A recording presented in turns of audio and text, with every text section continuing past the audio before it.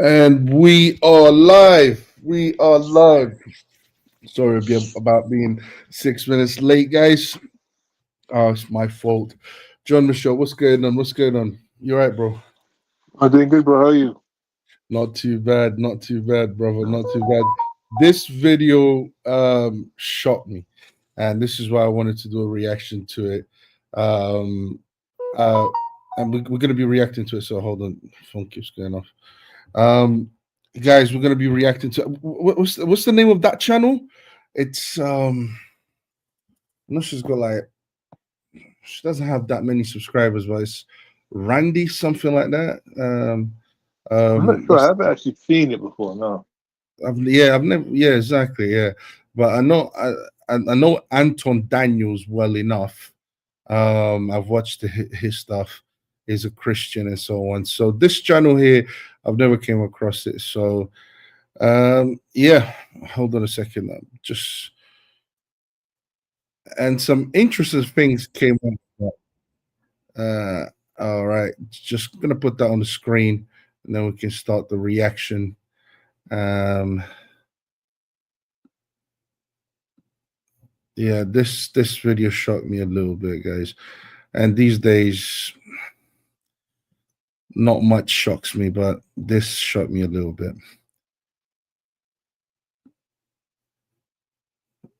When I thought modern women couldn't shock me anymore, they managed to do it. Right, here's the video. All right. And you see it on the screen. Yeah. Okay. All right. Your girl Randy Rosario. Welcome to Let's Rant About It. Right now, we are live in Detroit. Detroit, make some noise. I don't know. It must be a lot of West Siders in here because y'all was real conservative with that noise. I said, Detroit, make some noise. You know what's funny? I look over and I see my West Side twin, and he was like, whoa. So, what up, Early Mac? All right, y'all, we about to get right into this conversation. It seems like we have this list of things that we want when it comes to a mate.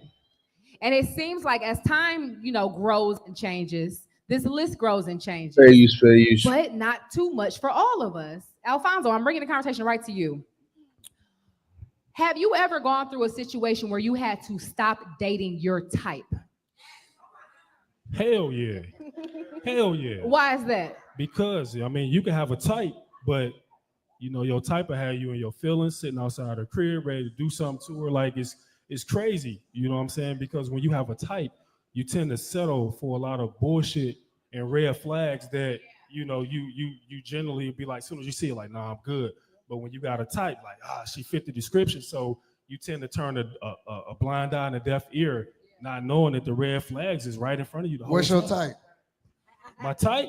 Ah, man. See that? 5'5" like walks on the beach. So my type was the tall, 6 feet tall, slim, curvy, pretty, but them tend to be like the worst ones. Hold on. A little bit of crazy in them. Yeah. Hold the fuck up, nigga. Yeah. He just described you. You You Randy. kinda tall, my nigga. Hold on. Pause. All right. I'm a little curvy too. What Don't do- sleep. Yeah. All right, go ahead. Go ahead, bro. Go ahead.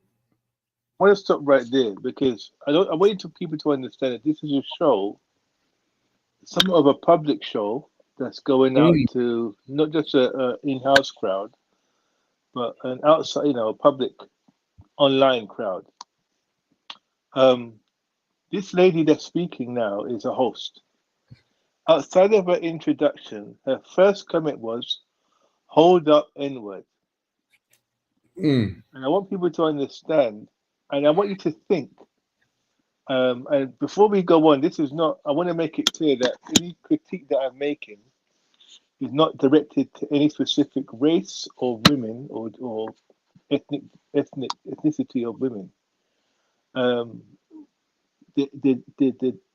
The knee-jerk reaction would be this is some type of critique of black women. I want to make it clear from the beginning. This is not in no way, shape, or form any type of critique of black women. I don't believe in generalizations of anyone black men, black women, anyone. I'm completely against that. So what I'm doing now is I want people to keep that in mind when I make this statement.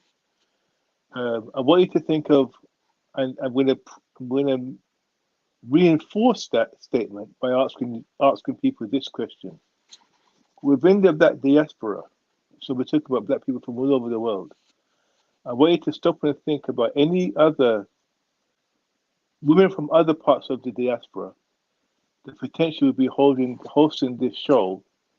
And I want you to think of what other member, think of a Caribbean woman or an African woman, or I don't know, maybe a woman that's brought up in Europe, that would use this type of language immediately and so freely as the host of a public show. I just want you to think about that for a while. I'm not going to go to other races of women because I know if we do that, that's when the accusation could come. I want you to think within our own diaspora, who else is more likely to use this type of language? I'll start with there, Nelson. I don't know if you want to. Yeah. What do you think about? What do you think about the use of that type of language? I mean, she's like you said, she's the host of the show. She's a grown woman, and it's a public event because there are people watching, and she's being crass. She's already swore a couple of times, and is using the N-word. Now, what do you think about that first?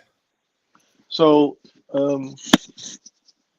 want people to understand this as well, that within certain, and again, I'm not going to generalize, this doesn't apply to all Black Americans, but also there's a demographic of Black Americans that use the N-word freely in their day-to-day lives, okay?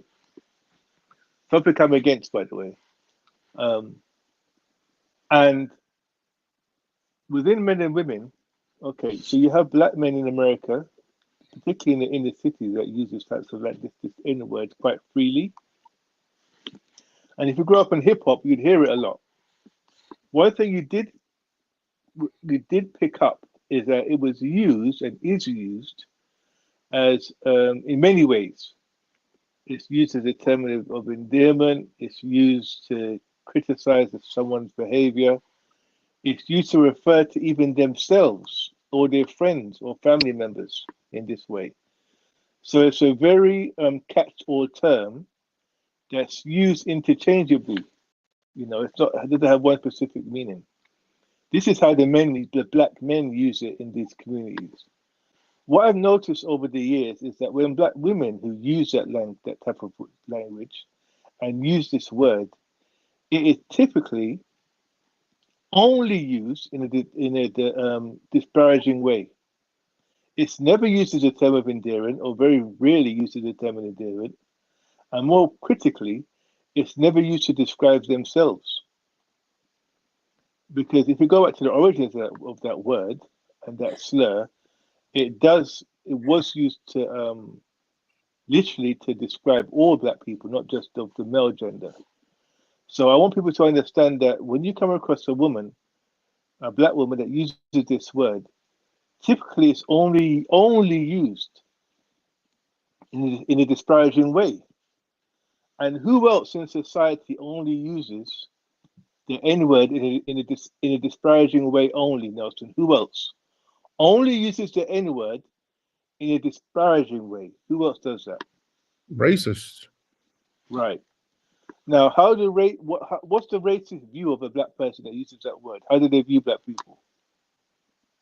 How do they view black people? Those racists that use the that ones word. The ones that use that word. As as less than, as subhuman. Right. Yeah. So I want people to understand that when you see black women that use this language, it shows so many levels of disrespect. It shows a complete lack of respect for black men, and it don't for a minute believe that language is not represented by behavior and treatment of or regard for other people. So this is why I wanted to stop there, because when a woman uses that language towards men, I'm telling you guys now that what you're looking at is a woman that has no respect for black men. I absolutely agree. That's the point I'm making. And it's also not. I'm sorry, but I've noticed that more and more black women are using this word, modern black women. Back in the days, I never used to see that. I used to only see men addressing themselves and with the N-word. But I never used to see women doing it. But now for some reason it's being used by black women more and more and more and more and more. Having said that, it's also being used by other races in America, especially. It's also becoming normal for them to use it as well. So as a slur. This is the important part. They're using it as a slur. And when black women use that word, generally speaking, 9 times out of 10, it's also used as a slur. It's not used in an endearing way. No, they're not using it in an endearing way. These N-words are this. These N-words are that. Shut the F up N-word. Hold up N-word. This is disparaging ways of using this type of phrasing, and it's showing a lack of respect. The root behind it, the root feeling about it, is a lack of respect. Because let me tell you something: men that they respect, they will not use this type of language towards. I want people to really take that home. If they respect men, the man that they're encountering, they will never use this type of language ever. Now, let me ask you a question. I don't know the ages of these women, but I remember Anton Daniels saying that in your high age, meaning they're all over 30 and so on and so forth. What kind of do you find this normal for them to be? Because these relationship shows, are quite popular nowadays. Everyone's talking about relationship is an issue. Do you find this normal for for them to come together as a public event and talk about relationships? For example, what is your type? I think that's the question that was asked. Do you find this normal, bro? I said before that unfortunately in a lot of our communities, there's something that exists called arrested development, which is basically where some individuals have physically they've grown in age, but emotionally and psychologically they have stayed around the age of 14 or 15, 16 years of age. And what's synonymous with that age group? People that are not sure about themselves, prone to not being, logical, prone to emotional outbursts, and the main thing is prone to bad decision making. So what you come across when you come across a group of people who are prone to bad decision making, they haven't figured it out way into their adult age.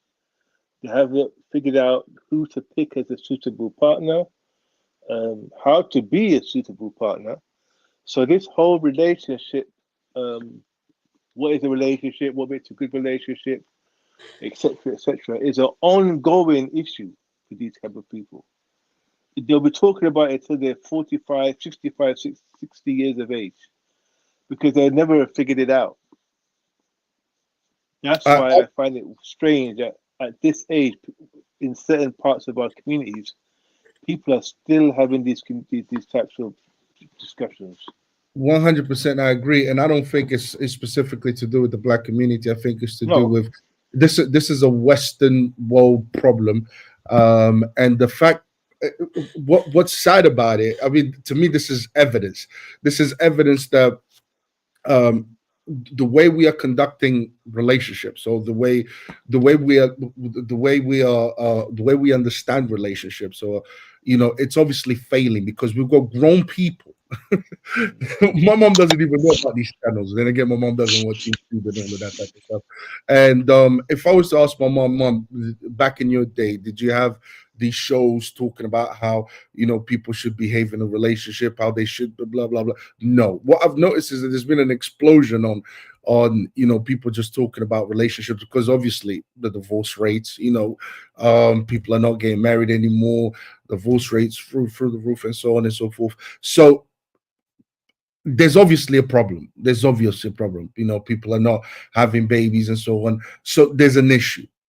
And no wonder why these relationship sort of shows have grown and have become very popular. But what saddens me the most is to see grown adults at this age talking about what is your type. That's the part. That's the part that made me. I mean, say what you want to say about the entire show, but just the fact that these grown adults are sitting back and talking about how trying to teach other grown adults on relationships. To me, I just find that's a sign that the Western mode is falling apart, in my opinion. But let's carry on with the reaction. Looks got to do with it, you, Randy. He looked me in the face and described me and said, Absolutely. "Yeah, bitch." He said, "You the worst kind of bitch I know." So Randy, let me bring it back. Randy, what's your type? That's not like across the board, but that's my type. So the experience that I had with my type just haven't been a positive one. You see what I'm saying? You gotta get outside your type. Short, stumpy, and frumpy. Is that's your type? No, that's the type that's gonna make him happy. No, absolutely. He's saying he gotta go against this type. A person who I'm with that's gonna love me unconditionally, and that's not gonna pick and choose. So you like when all they of them? You me. like all of them? Nah, you can date one ugly. woman that I love that she loves me and she loves me unconditionally, and I'm cool with that. Can you date ugly? Yeah. Can I date ugly? Yeah. She got to be hell no. She got to be attracted to me. I answer for him. Fuck that. You can't date an ugly chick. First of all, we ain't even talking about me. We talking about my man. No, I'm taking it to you now. Can you date someone that's not traditionally attractive? What's shit? Anybody else? I don't know what the fuck traditionally attractive. You know what traditionally attractive is? The one bitch that everybody wants. Could you date somebody that does not look like that and fit into those parameters of tall, whatever kind of hair, whatever kind of skin? You don't make me say the bullshit on camera, but you know what the fuck is going on. You got to say the bullshit to me. I'm a little ratchet. Cool. The acceptable black person when it comes to the white gays, the tall, light-skinned bitch with a certain kind of motherfucking hairstyle, or the educated black one. But come the fuck on, stop playing with me. Of course. No, I can't date nobody unattractive. I'm sorry. I mean, this foul mouth, man. I swear it gets me every time. Yeah, go ahead, bro. Can you hear me? It's just, yeah, I mean, the mouth. It's My bad. goodness me. She smears more than the men on stage. You know that. And there's no need for it. Let me tell you something. I'm saying it. At this point, I'm not going to keep saying what I'm going to say now. Yeah. Your community is in problems when women are swearing more than the men. Let me tell you something right now. When you have a situation where you see a group of people and the women are in that group have got more, their mouths are fouler than the men, that in itself is a red flag. That tells you that something is very, very wrong within that culture. Very wrong. Number one, it's not being checked also. Number two, it's not being checked also. Everyone seems to be actually okay with B words and N words and MFs flying around. Yes. No one has thought to themselves, you know what, do you mind, can we clean up the language a bit here? Or I'm going to leave.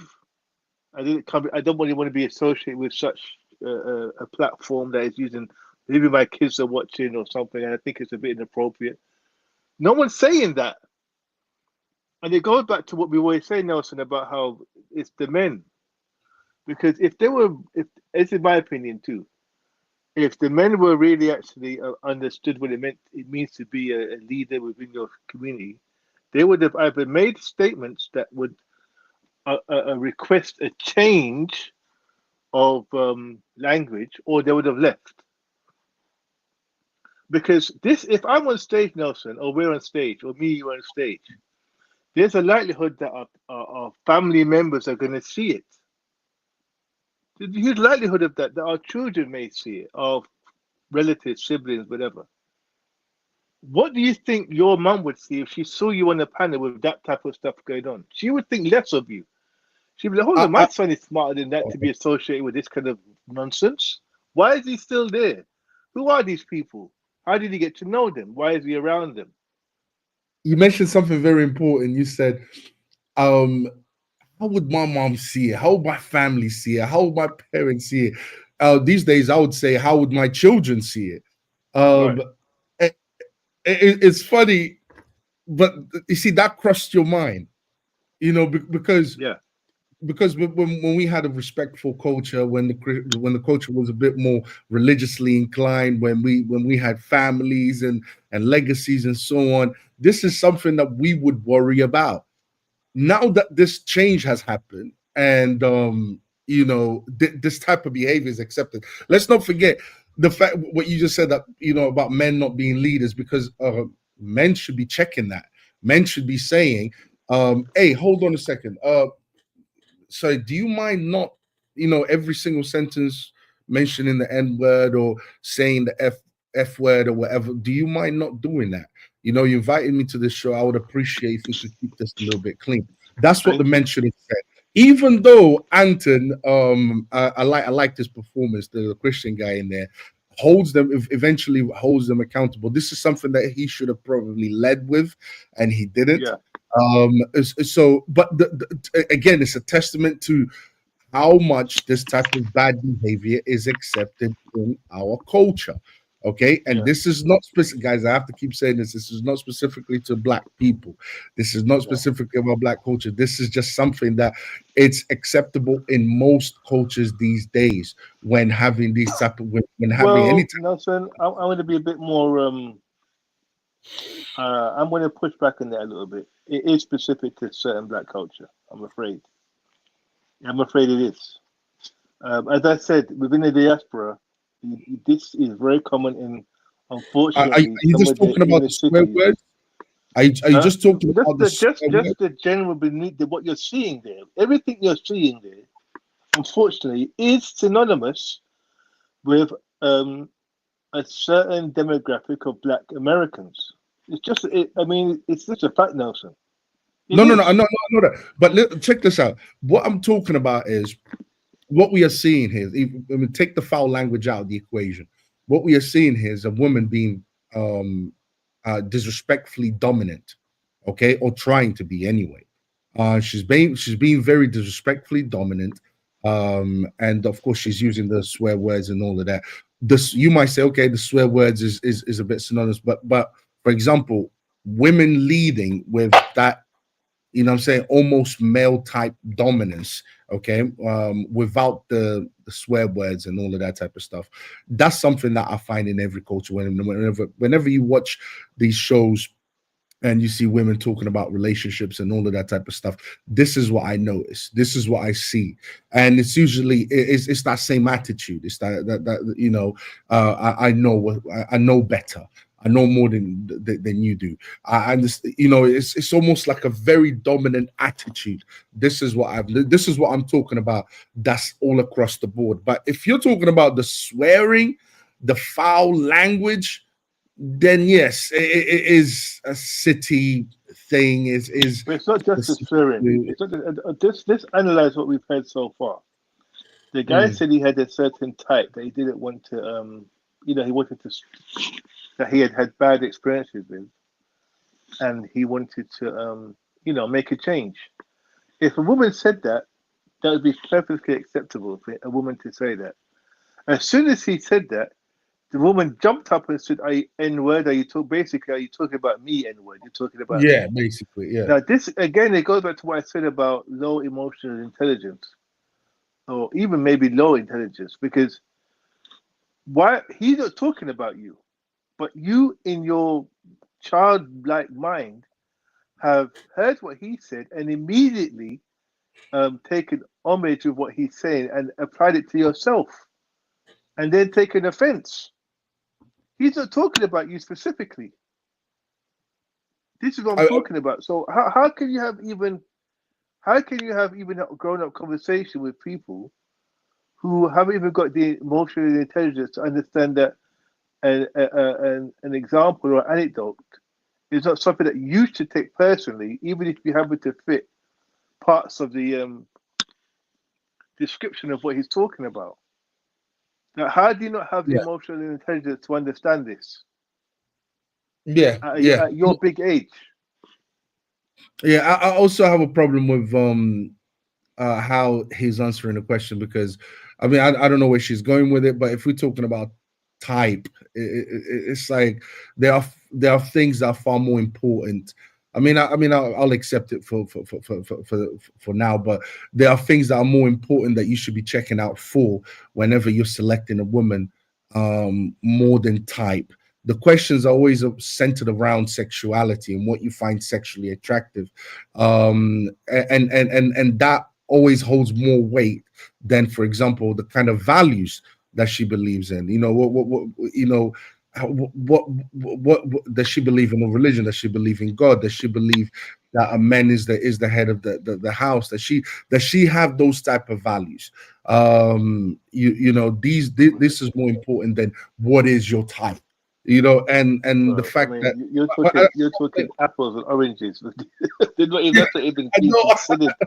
You're so far away from what's being considered.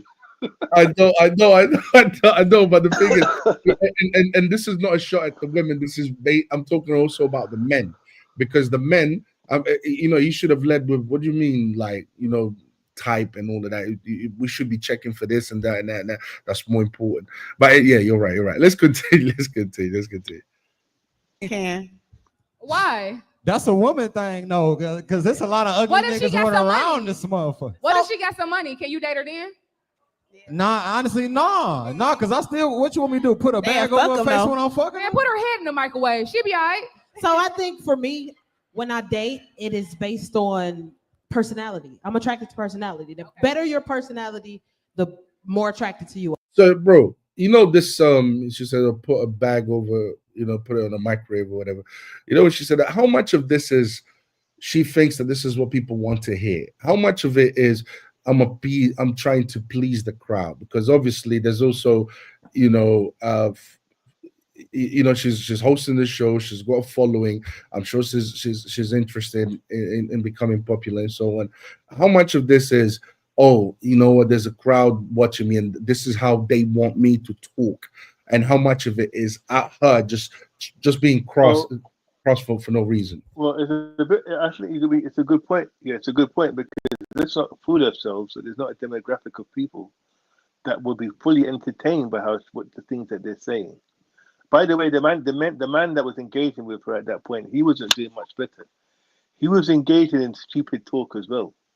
Yeah, he was. I noticed that. He also allowed her to make a stupid comment of that, suggesting that him saying he wants an attractive woman is somehow equates that she has to be light skinned with hair that white people like, or some stupid.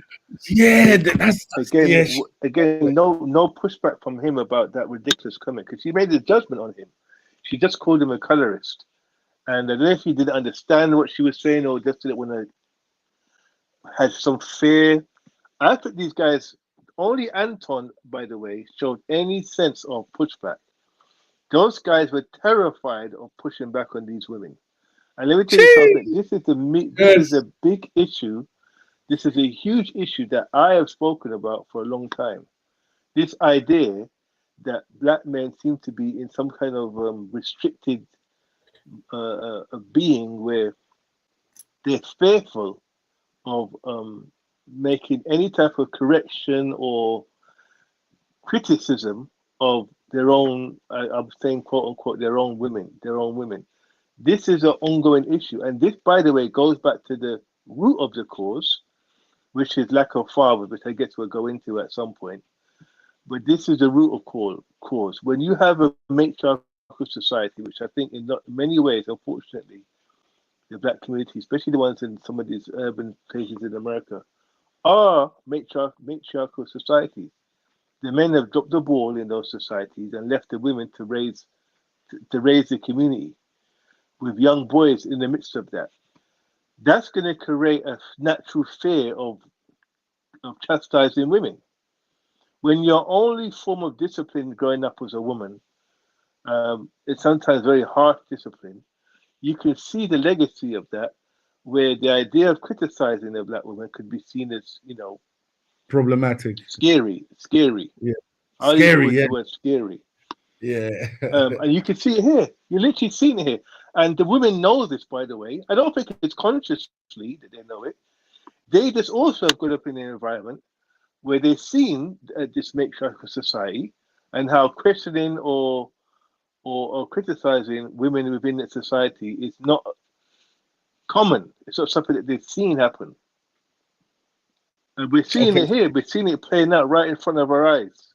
Yeah, and it will continue throughout the reaction, which is absolutely crazy. You're absolutely right, 100% right. This is what happens when you've got a culture of single mothers raising children.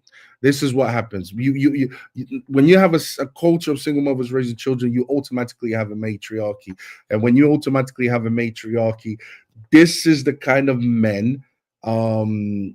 This is how men are raised. Because the input of the father. It's nowhere to be seen for the most part, and these men are so sheepish. They scared of they're scared of correcting them. They almost become they become like them almost because they join them in their foolishness. They join them in the the cuss words and all of that type of stuff. They join them in that type of language. They join them. They try to mimic their attitude. They accept it. And yeah, you're absolutely right, bro. It's sad to see, though. It's sad to see. And the only person that actually pushes back is Anton. And when you see the way Anton was raised, it's a completely different. He's raised with a father. He's raised with a father. And everyone in his family for a very long time, they've got a rich culture, rich tradition of making sure that everyone gets married and all of that. And you see his attitude is different. But even then, but look at someone like Anton. Even we were critical of him, like he should have already started checking them with the bad language and the swear words and all of that. He should have done that. You see what I'm saying? From the start. But he's the only one who actually checks them. It's crazy. Let's carry on. Who I am. If you can make me laugh, especially, like that is something like I love to laugh. So if I you think can that's make me called laugh, that's it. demisexual. It's Wait, called but- sapiosexual. We When gonna you're attracted to listen. somebody's intelligence. We gonna Now, go do you through mean them. now? Are you attracted? Hold on, I want to get in her business for a Well, second. hold on. Are We you gonna- attracted to men and women on that? The sapiosexualism? No, Just men? just me. You're a liar. So here's the thing. I'm not. We gonna let them lie to us the whole time, Come on. and Who then we gonna lying? get to the truth in a minute. Go ahead, continue. Who lying? We gonna get there. Go ahead. Okay. I want to know what we lying about. Right. Keep going. What else you want to get? Okay. I can't say that I'm attracted to personalities. Keep going. Man, hold on. I know you're lying. I'm the only I person wanna- on this panel who attracted to I personalities. want to say it so bad, but I'm not gonna say it. I'm not- She for sure attracted to personality That's because the cool. last Yes, thing I seen thank her you. with had on a you. motherfucking tall tee. That's cool. Keep going. Keep going. Was it on Saturday? She ain't have to put me No, on blast nigga, it like was- that, it did was- she? It was I OT. hope ain't none of It's a hard watch, man. It's a hard watch. So again, so she just shamed the woman for dating a guy that she didn't find attractive. And I want people to really take note of this, because another thing that I've spoken about before, and one of the things I think I'm speaking for my, not just actually the black community, but actually the community even I grew up in. There is an overemphasis on looks. I don't know if it's because of low self-esteem or some type of issue there around peer pressure or something specific to us. But we growing up, men and women, were very preoccupied with two things. How the person looked, and also, more importantly, how our friends and peers thought they looked. Oh, yes. Because of status. There was this idea that the most attractive person or man or woman that you can get was somehow reflected in your own status. And that has led to, again, some of the issues that we've spoken about. Because if your only criteria for a good partner is based on their looks, not their character, you may make some mistakes that will leave you with in a single mother or single father predicament. Okay, if that's your criteria, only is so much focus on how people look, and that's your number one factor that you're so concerned about, you may end up getting with people that are not right for you, and you end up impregnating or being impregnated by. And you can see it again played out right there. So the woman was critical of the woman that said that she was into personalities only, and then mocked her for saying that she went. And I said, just think how disrespectful that is, by the way. Just think how disrespectful that is to mock someone on public about their ex-partner and how they look. Again, and she talked about a black man there. I can guarantee she talked about a black man. This goes back to what we said at the beginning, Nelson. These type of women have no respect for men. None. Specifically black men in this instance. They have no respect for them. She doesn't know who that guy can be in the crowd. She may meet that guy at one point, but she has no regard for that. She doesn't care or has no fear of that. None whatsoever. None whatsoever. And again, you know, this you know, how the person looks, or how the attraction, physical attraction, is more important than the value. Just seeing how shallow their conversation is about relationships, because I believe true attraction is in the values. The more feminine a woman is, the more I'm attracted. So much, way much more than a woman's physical beauty. So to me, the real attraction that a man has for a woman is found in her femininity. The more submissive she is, the more a man is attracted, the more a man wants to be with that woman. Because and the evidence speaks for itself. Men today are going more for physical beauty today, and the relationships don't last, because I think the physical beauty is a temporary is something that's temporary. There's nothing wrong with going for a woman that's physically beautiful, but as long as the men understand that that's only temporary, that does not last long term. And you don't stay attracted to her. It's that femininity that keeps you attracted to her. And the more a woman is feminine, the more she actually has hold of that man. It's her femininity that keeps that man in that relationship, not the other way around. Can we have a bit of a break? And this one, if you don't mind, Nelson, the video I sent you. The first video. Could we just put that in now so we can just kind of have no worries. Did you send it to me on thingy? Yeah. Yeah, it's the first one. It's got it's entitled "First Video." Oh my, yeah. Hold on a second. The first one, yeah, got it. So I should have lined it up. My bad, bro.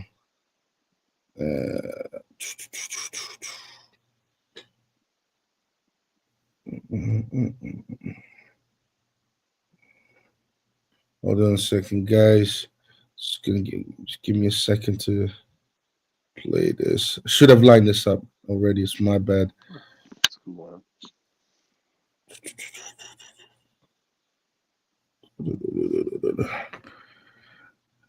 This is crazy. But yeah, I mean, what basically what we're going to talk about now, I guess, is looking at. I mean, if you guys have watched us for a while, you know that we always put it. A lot of the issues that we talk about, we put men as the forefront of it. We put men as the instigators in at some level of the society that we exist in. So that doesn't excuse, obviously, women's bad behavior, but we as men, we need to really think very carefully about what we promote, what we put out there as being desirable, and more importantly, how to pick, how to make a judgment call about who gets our attention and who doesn't. And I think that's something that a lot of us men, because the reason why this woman is acting this way is because she has had no pushback.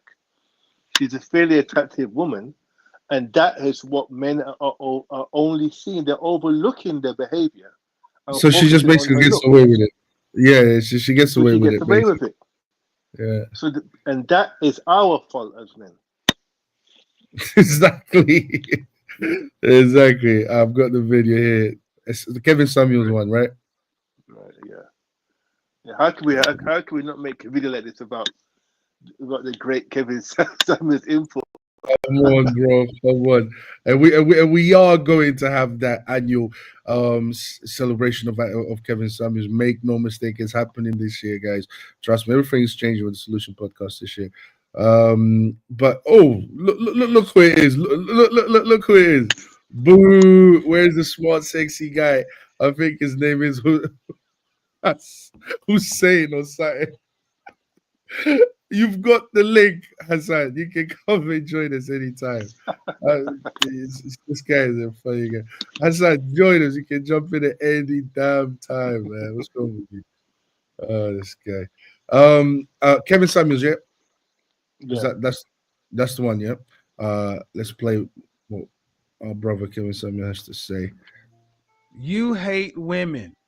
Shaming tactics. Shame. Shame is one of the 4 major arrows of a low value woman. It's part of a low value woman's pathology. You cross the board. I don't care what you have on paper. When women operate in these areas, they diminish their value to low. Because if you really have a good argument, you should not have to shame somebody. Shaming is just a way to get control of the conversation. Shame is different than insult. Shame is used to turn a positive into a negative. Shaming tactics. Success shaming. Oh, well, you think you better than everybody because now you lost weight or because you got some money. Shaming tactics meant to keep you stuck. People who can't win the argument tend to use shaming tactics. Another sign of a low value woman is she often insults or treat with disrespect or scornful abuse. You gay. You got a little pee-pee. You ugly. You this, you that. Insults. Oh my goodness. Think how often you will hear someone when they're losing an argument or can't stand on the merits of the argument, they want to come out with an insult. Yep. In debate, it's called an ad hominem, against the man. The first person to get off the topic and start making personal insults is the one that loses. Insult. Low value women playbook, pathology, shame, shaming tactics, insults. And the insults can be your height, your weight, your money, the way you look. Insults, they are more ready to give an insult than a compliment. Matter of fact, not only do they insult, they take pride in their insults. And if you can't take their insults, they shame you. Oh, look at you. You're too weak. Again, shaming tactics. You're supposed to be able to handle their insults.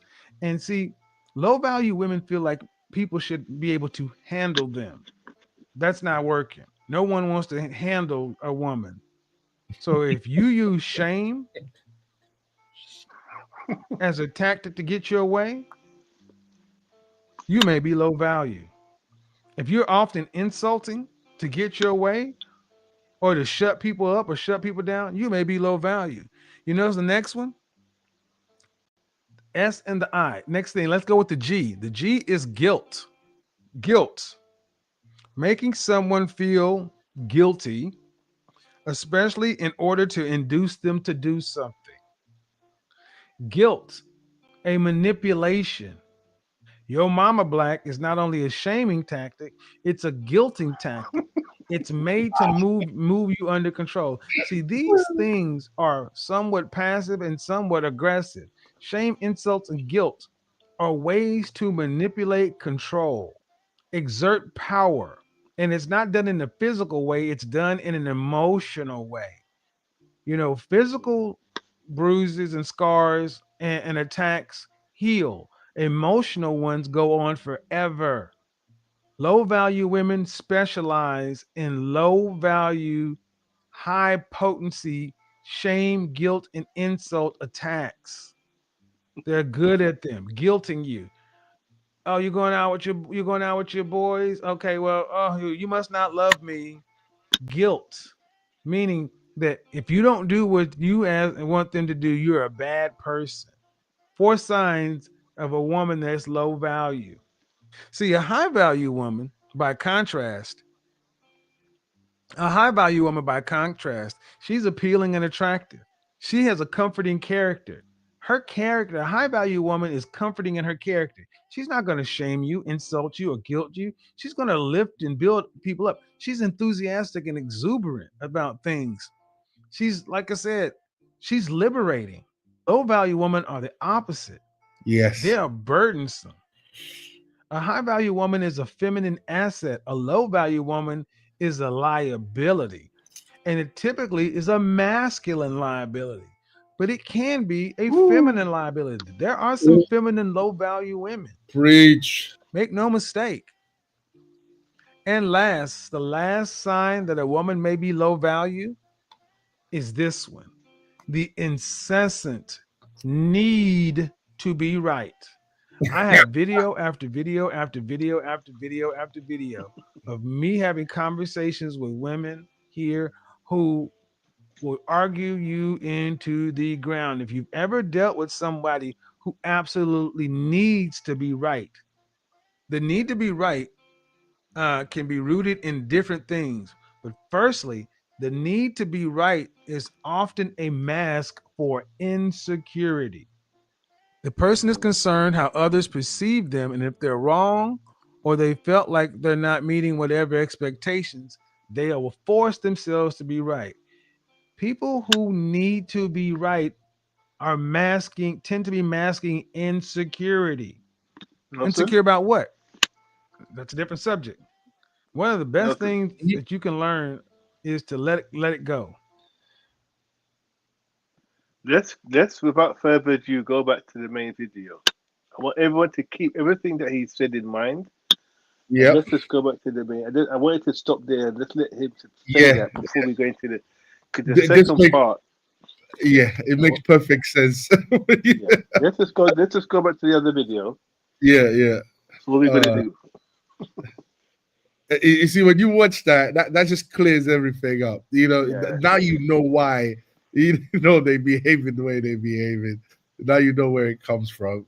Oh my days! And you see the traits in all of these women. You see it. I think there's one woman there that really peed me off. I think is one. That's why I waited to stop before we got there. I waited to hear all the shame, the insults, the guilt tripping, and the need to be right. I want everyone to hear and reflect on what he said as we go on. All right, let's go around this way. My exes in the audience. Is that all? Is that all he got to have? No, of course that's not all What he else has he to gotta have. have?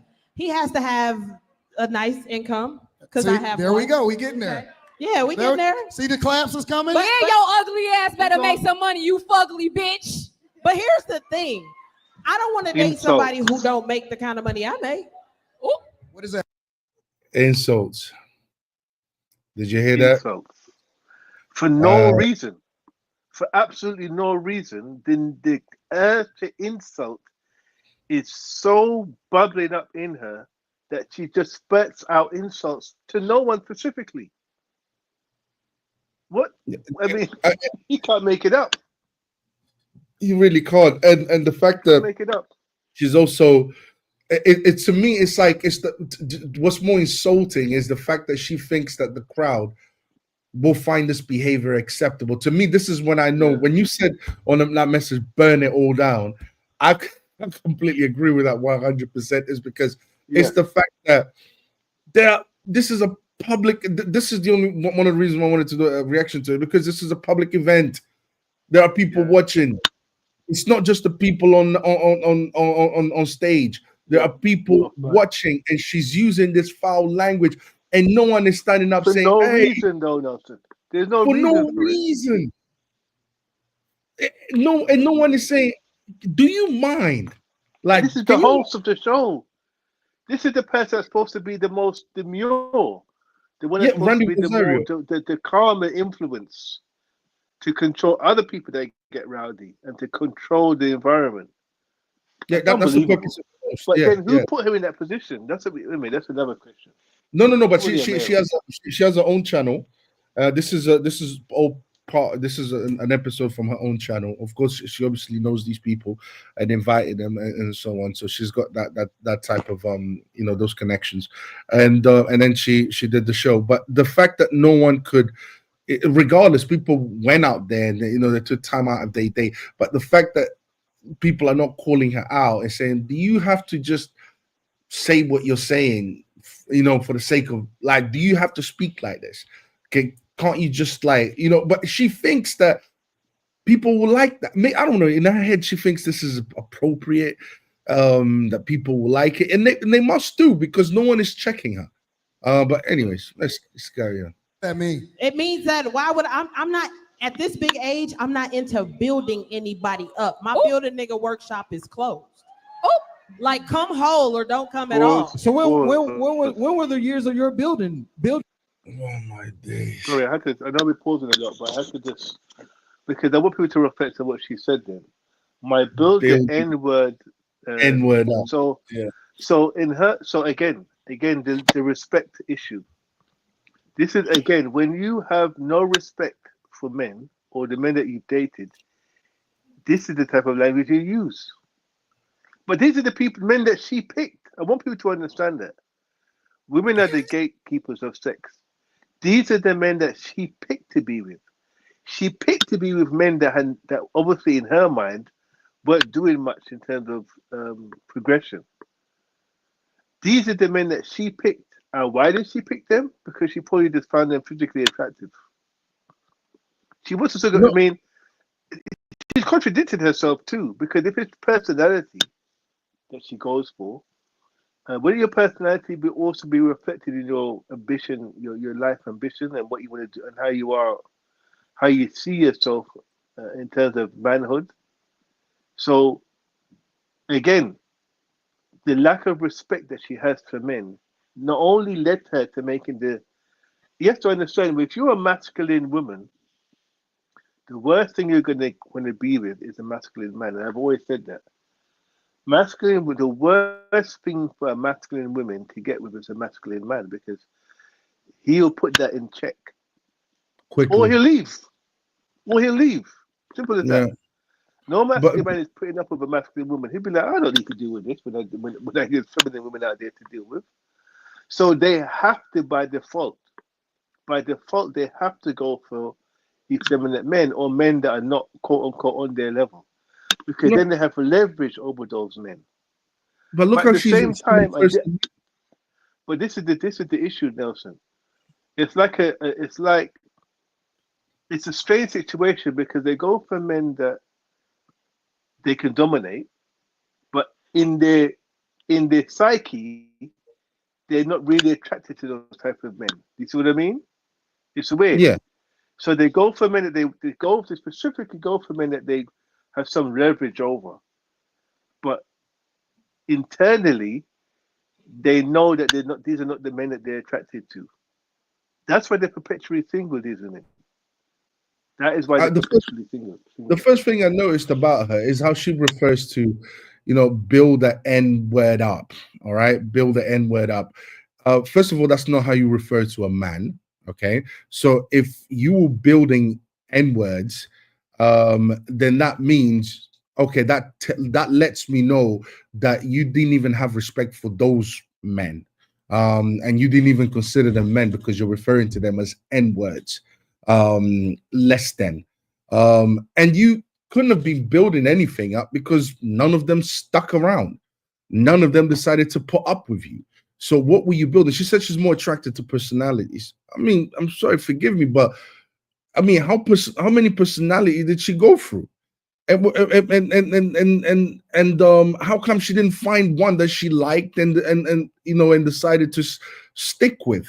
So to me, you wasn't building anything. You're not really attracted to personality. Whatever choices you made in order to to interact with men obviously were not good choices. So when she's talking about more attracted to person, I don't believe her. And you rightly said that she chose these men. She chose these men that she calls the N-word. She chose them. So it's your fault if the relationship didn't work. You know, and how this is what I don't get. How many men do you need to go through? You know, and it's only when they get to a certain age that they start talking like this. You know, my days of building an N-word up is done. You know, it's only when they get up to a certain age. You know, so I bet you any money if someone could tell her right now, if someone could tell her, look, listen, I'm able to, you know, bring you back to when you were 25 again. You know, we can, you know, we can push the clock feminine woman, a feminine woman that understands her worth and understands her position in life and understands her value would be embarrassed to talk about building up one man, let alone a gang of N-words. A gang of listen. That's they the right would never reveal that to the public. Ever. You wouldn't be in that situation anyway. But it's embarrassing, and in her twisted mind, she sees that as some type of you know, something to kind of boast about. She's boasting about that. A woman, a demure feminine woman, would find that embarrassing and would never tell the world that that's what she's had to do. But she's talking about building in her them mind, up. She's the price. So in her mind, she's the price. So I'm not out here building no one up. Yeah, but who did she build up? But this is what I'm saying. This is how a feminine woman would think. Because she's masculine, she doesn't understand how ridiculous she sounds as a woman saying that. Because in her masculine mind, and by the way, I'm not saying that tattoos are obviously you know, I have tattoos and stuff, so I'm not putting that in tattoos. But I'm saying again, if you see a woman with a full sleeve like that, arm sleeve, run. That's usually a masculine woman. Run. It is. I mean, I can say that because I know I have tattoos. It's usually a masculine woman that has a full sleeve, and I like to show it off like that. Anyway, so that's just another point. But just the point where it just reinforces my point that she could see that she's a masculine woman. I've got tattoos as well, and I don't condone any woman having tattoos. I'll tell you that straight up. Unless the man said to her, okay, you know, you can have my name on your body, and you can tattoo that's the only time I'll condone that. But I don't care if it sounds unfair. Listen, I don't care if it sounds unfair. I don't really care how it comes across. You shouldn't have it. Okay, but you've got it. I don't care. I'm a man. You shouldn't have it. You know what I mean? So at the end of the day, it's not right. You shouldn't do it. Just because men do it, that's a stupid way. I would say this. I wouldn't go as far as what Nathan's saying, but I would say this. Because I don't, you know, I've seen some feminine women with some nice tattoos that I would find nice, you know. But the point I'm making is that when you see a woman with a full sleeve, meaning the whole arm is covered, that usually is what masculine women do. This one. Or women that are very, very, let's say liberated. I'll say that. Yeah, very liberal.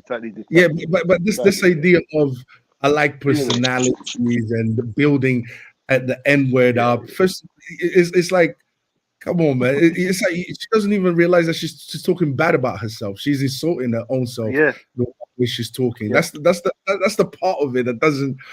These women are so disconnected with reality. Of, for example, the reality of what a man finds attractive. They're so disconnected from it. It's like it's unbelievable. But anyway, let's carry on. Nigger days. Well, shop is closed. You missed it. They done. Exactly. You missed them years. It's over. Oh, shit. It's over. My Build a Nigga workshop is closed. I don't have time for it no more. My thing is this, and I ain't even saying like I'm just the most richest person in the world. But on the same note, we see the ice nigga. Okay. Hey, but you hear people talk about, oh, women won't date men that don't have money. I'm 42 years old. I don't want to date a man who don't have no money. Because right now, the lifestyle that I have right now, I'm able to afford myself. I need you to be able to afford your own lifestyle before coming You into could at my least world. did a Because I'm PP not loan by affording now if your you ain't got no lifestyle money. and mine. Everybody What you got gotta money say? by now. We're gonna Shit. get there. I want to go to toxic. Her name is Angel. Why you gotta come for me like that? No, you my girl. I rock I with challenge you. You hate that. you. I got you. It's cool. I got you. What's Oh, up? what is going on here? Yeah, you already know. Y'all what it all is. right? We've been there already. Okay, That's, cool. And done that. Okay, all right. Could you date somebody that you're not attracted to? Attraction is, I mean, no, for real. I dated some ugly motherfuckers. Okay, We know. Like, We some saw. real ugly. Listen, don't do that. But I also You dated- too fine for that, Red. I have, but female wise, no, my bitch gotta be bad. Period. I don't care. You gotta be Yeah, fine in the face, I know that's right. and you gotta be paid. I know that's right. Same with Wait, a wait, man wait. What'd she though. say? Like, Pause. She said her bitch gotta be bad and the Yeah. bitch gotta be paid, Yeah. nigga. Wow. Pause. The- Again, The I want you to acceptance focus on is what the idiot that's sitting next to her. The typical. I don't even know what words to use. I know. Yeah. Bro, I mean, he's let- slapping her hand. You go, girl. He's like a. let's just Oh give my a God. quick shout out to He's Rashid. like a woman. Yeah, shouts to Rashid for the £5, bro. Appreciate that. Yes, Her Rashid. attitude doesn't help other black women who are statistically the most undateable out of all communities. She's another stereotype of a loud black woman we hate. Bro, this is hard to watch, bro. But then look at the dude. So she says that I'm not, and we're not gonna I'm not gonna start talking about people's lifestyles and stuff.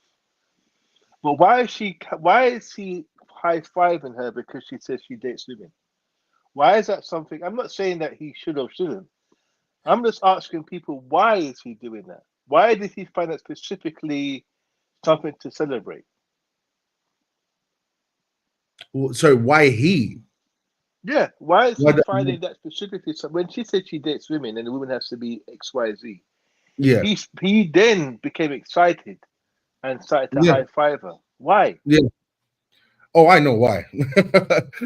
Because that type of lifestyle is now considered fashionable. It's now considered to be good, to be appropriate. It's He's a now follower, Nelson. That's why. Oh yeah. Oh, I see. Yeah. He's a There's follower. that. That's There's okay. that dimension to it. It goes back to what I said before. These men you've seen on the stage are like adult boys, apart from Anton. The other guy stopped speaking, by the way. I don't know if you've noticed that. Oh The yeah, big completely. dude, heavy dude. He's so petrified, he stopped speaking. And he's the biggest guy on there. Yeah. The other guy has completely succumbed to everything, and he's like, you know what? This is a clear example of if you can't beat him, join him. He's one of those guys. I can't beat them. I won't challenge him, so I just join them in the foolishness. So he's one of the girls now. He's now one of the girls. Yeah. He's one of the girls now. He's hyping her up, and I think Yeah, he's one of the girls. Yeah, he's one of the girls. Like you said, he is a follower, and there's many dimensions to this. There is the fact that we are living in this type of culture, and this type of stuff is acceptable. And then there are men that will want to indulge in this type of lifestyle, and he's one of them. And for them to indulge, they have to put morals aside, or what they know is to be right aside, and become a follower, because women are the attractive how do I say this, the attractive sex, put it that way, and men try to pursue them and chase them and so on and so forth. So instead of him holding on to his morals and saying, you know what, I'm not going to condone what she's saying, how she's the fact that she indulges in that type of lifestyle, I'm not going to think he's giving it into his lustful nature, and he's saying, yeah, cool, and he becomes a follower. He doesn't stand on morals, he doesn't stand on what he believes to be right, regardless of how regardless of how much he likes to indulge in a lifestyle, he doesn't stand on his morals. He became literally a follower, like you said, and it's sad. Lust weakens men. That is the truth, you know. But anyways, let's carry on. Yeah. Yeah, you heard So, it. You heard correct. Hell yeah, yeah. like female wise, Did y'all hear? Hold on, wait. Did y'all hear that? Yeah. They heard it. The bitches was clapping. They like bitches too. Hold on, you got Hell it. yeah. It ain't a man in here disagree with you Hold on, saying hold my on, bitch. hold on, hold on. Hell yeah. Let My me man was like, finish. hell yeah, Let me hell yeah, finish. hell Let me yeah. finish. Hold Let me on, hold finish. on. We That, gonna you know, get. you gotta let me finish. No, no, If no. you a 'cause- female, you gotta be bad. I don't care what you say, because like that's just something I just can't like. It should be more men. I can't clapping in here. negotiate. But if you a dude, you could be a little ugly.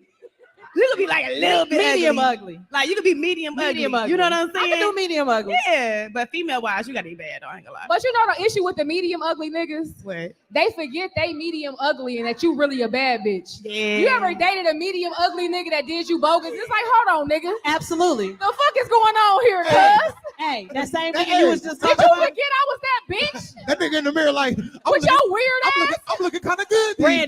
days. And you ain't? Randy, that same nigga you was just talking about. Ooh. Yep. Listen, they gonna talk down about the guys that they done already been with. Why, duh. They both already admitted that he hit it already. She said we she. said that. No, She said no, no. She said that the girl got to be bad. Yeah. The guy could be whatever, basically. He already hit. Why you be thinking Why do these y'all niggas always care get about what pussy? women think? Why do you think that all these niggas get pussy because you get pussy? These niggas really be out here I tricking don't and get simping. nothing. I'm These niggas out here simping as fuck. Let me tell you. Married. No, I know no, y'all think y'all no. know y'all friends, y'all guy friends and shit, but let me tell y'all don't know them niggas.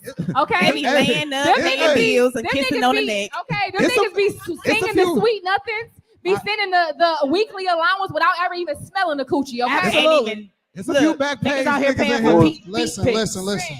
I am So that's probably the realest thing that she said on the show.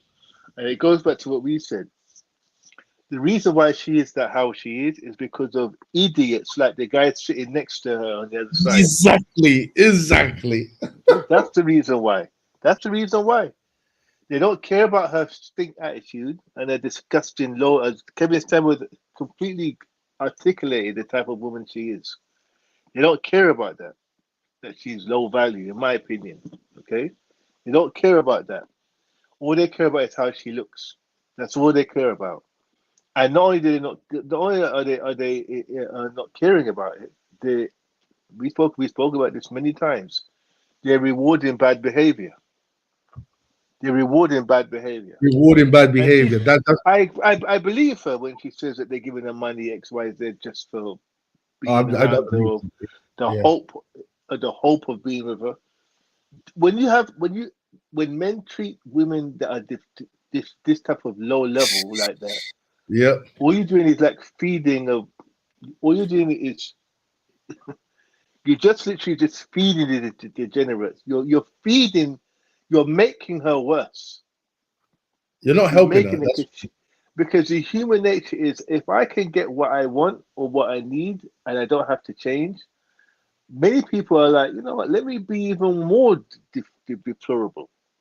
If I'm getting what I want and I could be even more degenerate or more obnoxious. Then why should I change? Maybe this is what they like. Even you can even start to be delusional about it and think maybe this is what they like me being obnoxious and delusional. Maybe it's a turn on for them. So let me stick in that mindset. And that's what you're seeing. We're seeing a woman of completely unacceptable behavior. Did you also someone that notice you would not want around your children? You wouldn't want someone like that around your family members. You wouldn't No. want to go to in a public setting with it, right? You But wouldn't bro, want to be with someone with that type sign of language. mouth. Did you notice the The sign mouth language? is unbelievable. It is unbelievable, bro. Unbelievable. But did you notice the sign language? Oh, of course I know it's the sign language. When We're gonna hear she- more of that. Yeah, when Thingy highlighted the fact that the reason why she's talking bad about these men is because they've already slept with these men. Or these men, these men have already conquered them. They've already had these women. So when they were talking about, there's some ugly guys, and basically referring to guys that they've dated in the past as ugly guys, that was the sign language there. And I think it's because deep down, a woman has a deep shame for how many men they've allowed to basically conquer them. I would use the word conquer them because that's what it is. Because a man cannot do anything to a woman unless a woman says so. So, but when a man does, in a sense, he has conquered her. So, I think that it's when a woman thinks of her past, the reason why most women find it difficult to talk about the amount of women they slept with is because they understand that affects their value. It does affect their value, because most men ain't trying to hear that. I mean, we ain't trying to hear how many people they've slept with, but that's a turn off for most men if a woman leads with that. And I think these women are trying to fight that. They're trying to get society to validate that type of bad behavior by being really crass, by being very open about it, and so on. This is a way of them fighting. So they use sign language. That's what was happening. But because the thing is, Anton made a very great point. Look, they already hit it. And that got on their nerves. That really upset them. I noticed that, and it's true. It's like what you're calling these guys ugly, but look, they've already used you. You've already allowed them, to take the most intimate part of yourself.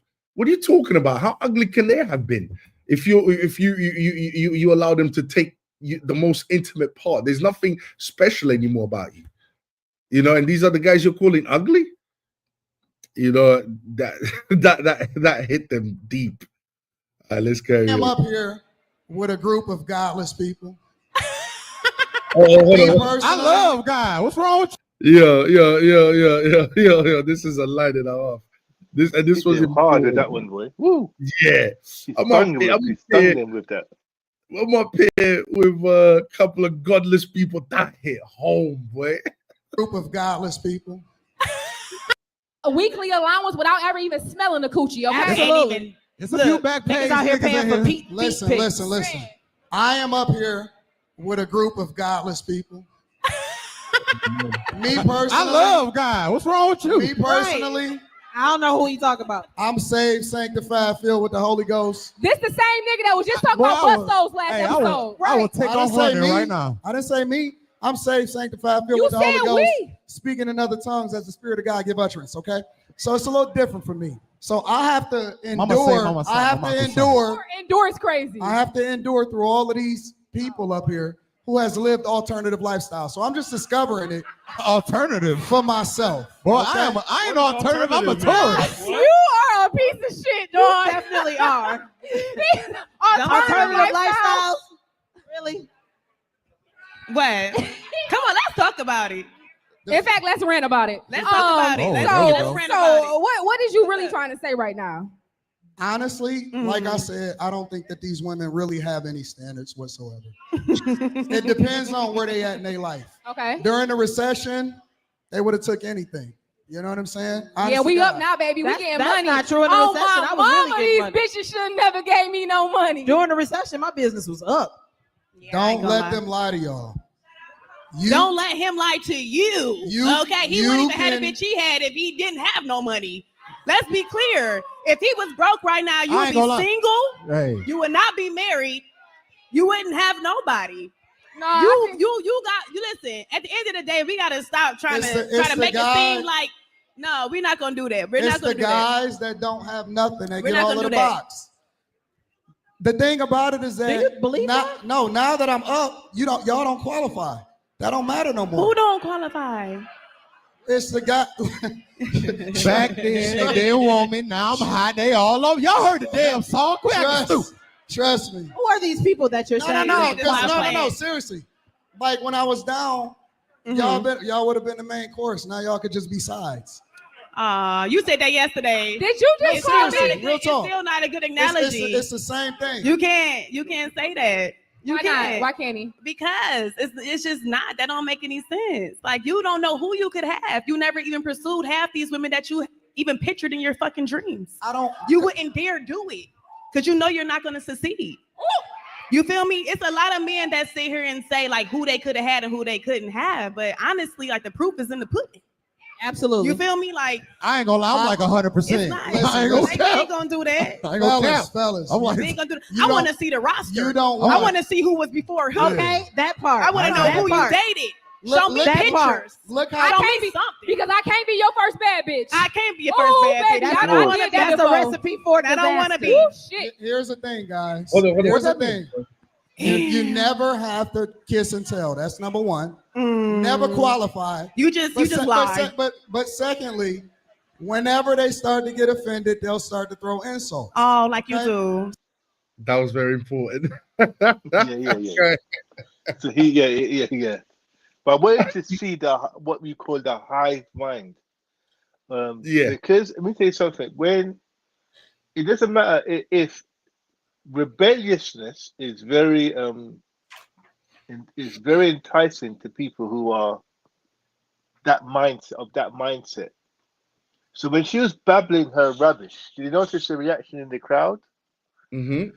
So the reaction in the crowd was like a preacher was talking. If you go to church and the preacher says something that hits, you'll see the women in the audience. They make a certain, especially black women in America, that certain type of demographic. They make these certain hand movements that the information they're getting is receiving and hitting. She made that woman in the crowd made that same hand movement. That woman was babbling that rubbish that she was saying. And this is, unfortunately, what you call a hive mind. So it doesn't matter whether it's right or wrong. If it reinforces their behavior, it's perpetuated. There's no reflection. There's no sense of, is what she's actually saying make any sense, or is what he's saying make sense? Is it moral? Is it right what she's saying? Is it conducive to a good society? All these things are not considered. It's whether or not what she's saying confirmation bias for my degenerate and ratchet mindset. That's it in a nutshell. And it's funny to see that guy is really annoying me, bro. I'm just gonna say it straight up, bro. Like his facial expressions annoys me. Yeah, when Anta started to get a little bit serious, he became uncomfortable. Very uncomfortable, yeah. And the other guy is nowhere to be seen by now. The other guy is nowhere. Said that. Yeah, he's gone. Yeah, he's checked out. He's checked out. He's like, I'm out. You know what I'm saying? The man is here. I'm out. Hassan, what's going on, bro? Where's Hassan? He just left. Hassan, come back. Anyways, this guy. First, godlessness. That hit home. There he is. Hassan, what's going on, bro? How you doing, bro? Yeah, sorry, I couldn't hear you, Octavio. That's why I left. Okay. Yeah. Thanks, man. Thanks. Come on, man. You're always welcome. What's wrong with you, man? You're part of the welcome to the professor. That's what he is. That's what he is. Professor Hassan. That's the right name for him. I appreciate it. Appreciate the compliment. All you need is a little glass, and I can see you with the little glasses on too. They'll suit you, the little half-frame glasses. I appreciate it. Bro, do you know he wears glasses? See it there? No, I mean, he wears glasses. Bro, you need to show yourself a bit more, bro. You need to put yourself out there a bit more. Yeah. You know what I mean? When he wears his glasses, he looks like the professor that we talk about and think of all the time. Godlessness. Nothing holds someone more accountable when you until you mention God. When he called them godless people, that hit home. That hit home because that's the right definition. You could see that they were triggered immediately. Lack of standards. Can I make a quick point about that, Nelson? Sorry, yeah. Cut you, but go ahead, bro. That's why I use the term rebelliousness a lot, Because what we're being. That's why it's such a. That's why the word rebellious is so much in the Bible. You know what rebellious means? Yeah, godlessness. Yeah, going against The God. definition. Yeah, yeah. It's exactly what it means. Yeah, godlessness, In rebelliousness. Yeah, it literally is, and that's why I use the term, because let me tell you something, and this is something that's very, it's specific to black Americans, because black Americans, particularly, grew up in the church. They understand that whether or not they agree or not, they're very aware. Oh, but let me just read this quickly. What rebelliousness is. Rebelliousness is this: showing a desire to resist authority, control, or convention. Yep. Resisting a desire, showing a desire to resist authority, control, or convention. And this is literally exactly what we're seeing. They don't want to be conventional. Everything has to be. That's why he spoke about alternative lifestyles.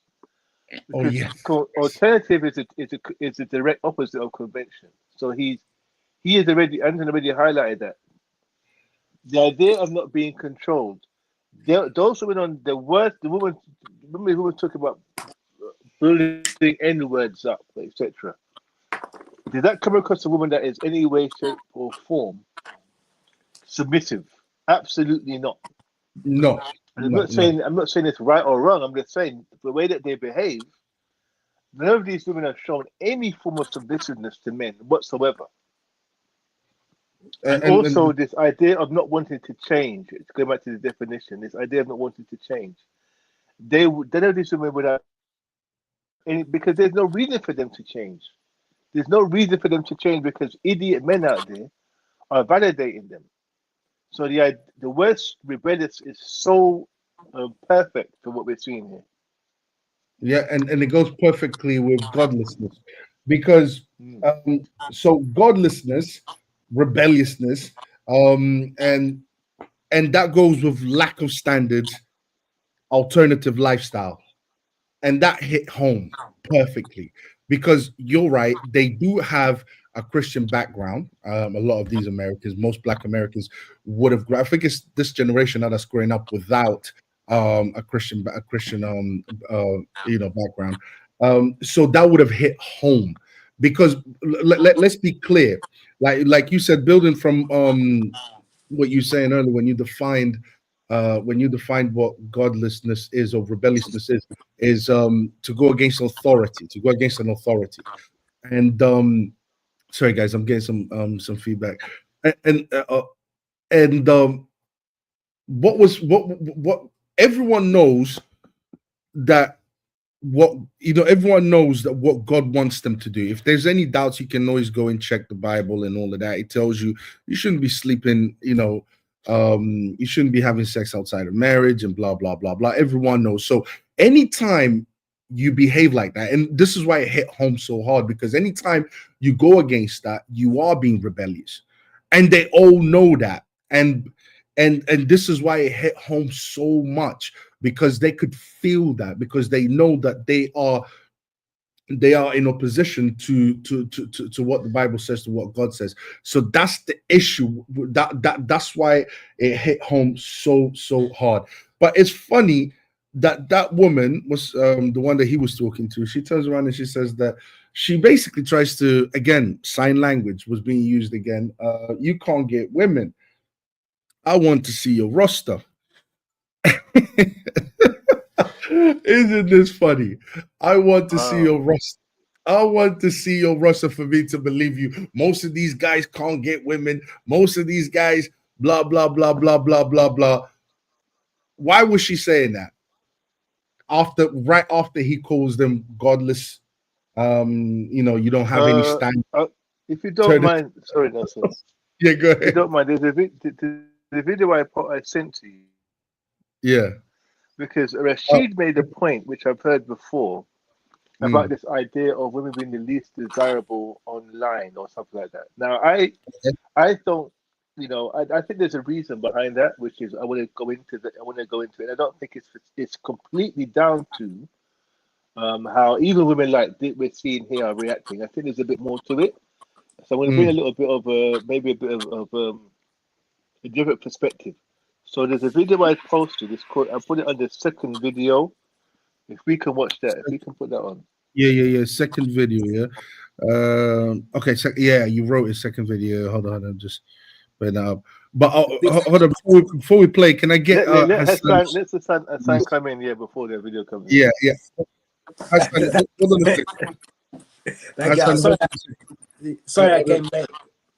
No, that's all right. That's all right. It's funny that I just found it funny that she started saying, well, you didn't get women, you didn't whatever. And she, after he brings God, she appeals to what opposes language. Shaming God's language. Yeah, she appeals to shaming language, but most importantly, I think she in a sense fights back with what opposes God's law. Do you see what I'm saying? By using shaming language. And I'm like, and again, a testament to how much that hit home, that line. You guys are godless, you guys have no standard and so on. Yeah, what do you make of this, Hassan? I always go back to the perspective that men are ultimately responsible for society, not necessarily for the individual, but for the society as a whole. And I feel like as men, we can influence how people behave around us. When I heard him say, if you won't be my main piece, you'll be my side piece or something like this, I thought at that point, aren't you playing the same game that you're accusing her of? Isn't that as godless as you're accusing her of being? Because wouldn't it be appropriate to have some sort of basic understanding of how a godly man would interact with a woman? You're right. You're right, Hassan. Yeah. Wouldn't it be a case of you're either my wife or you're not? And a part of me thinks that the poor behavior we're seeing, although I've seen maybe a few minutes because I was a bit busy and I came near the end, the poor behavior that this seems almost childlike and juvenile, and going back to groupthink where she says something and then she has the audience reflect her one line or whatever it is. That sort of juvenile, immature behavior is encouraged by the men, because wouldn't it be more like you have, as I heard one man say once, you failed, and then from there on give guidance rather than use them as cheap entertainment? Because we're responsible for each other. Religious man is responsible for his brother in humanity and his sister in humanity. 100%. Let's play this video. 23-year-old daughter. Also have a 11-year-old. She'll be 12 on the 14th. Like you, Riley. Yeah. And I have a granddaughter, 3 years old. And then I have a mother, some aunties. And I heard you speaking recently on something that really refreshed me, because your perspective is almost identical to mine. And I'm just gonna say one name and I'm gonna let you go. Sexy Red. Man. What we gonna do, bro?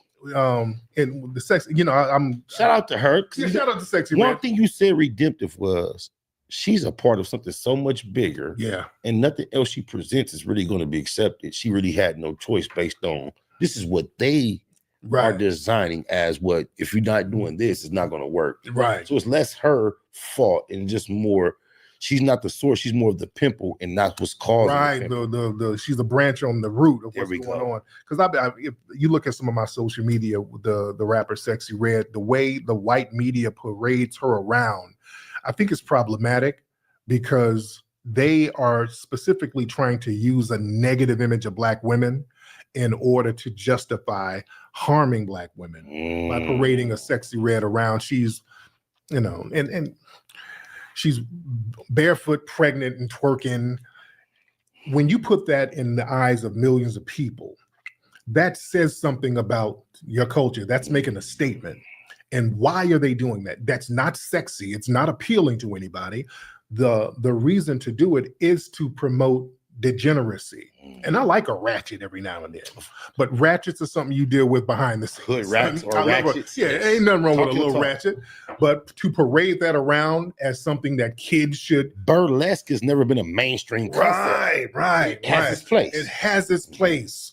They promote her to children, just like they were promoting Lil Nas X to children. I agree. That's the problem that I have with that type of shit. I agree so much. That's the same thought process I would have. It's not like the dark desires of adulthood are not acceptable, but they're not mainstream in the platforms that we share with our children and our youth that we are. They're not for community. Otherwise, it's kind of like the general concept when you look on social media and you see women who are married, comfortable to be in a spaghetti strap top with no bra and some little bitty boy shorts with no panties and looking sexy as fuck in the camera, wiggling, dancing, but they married. Right.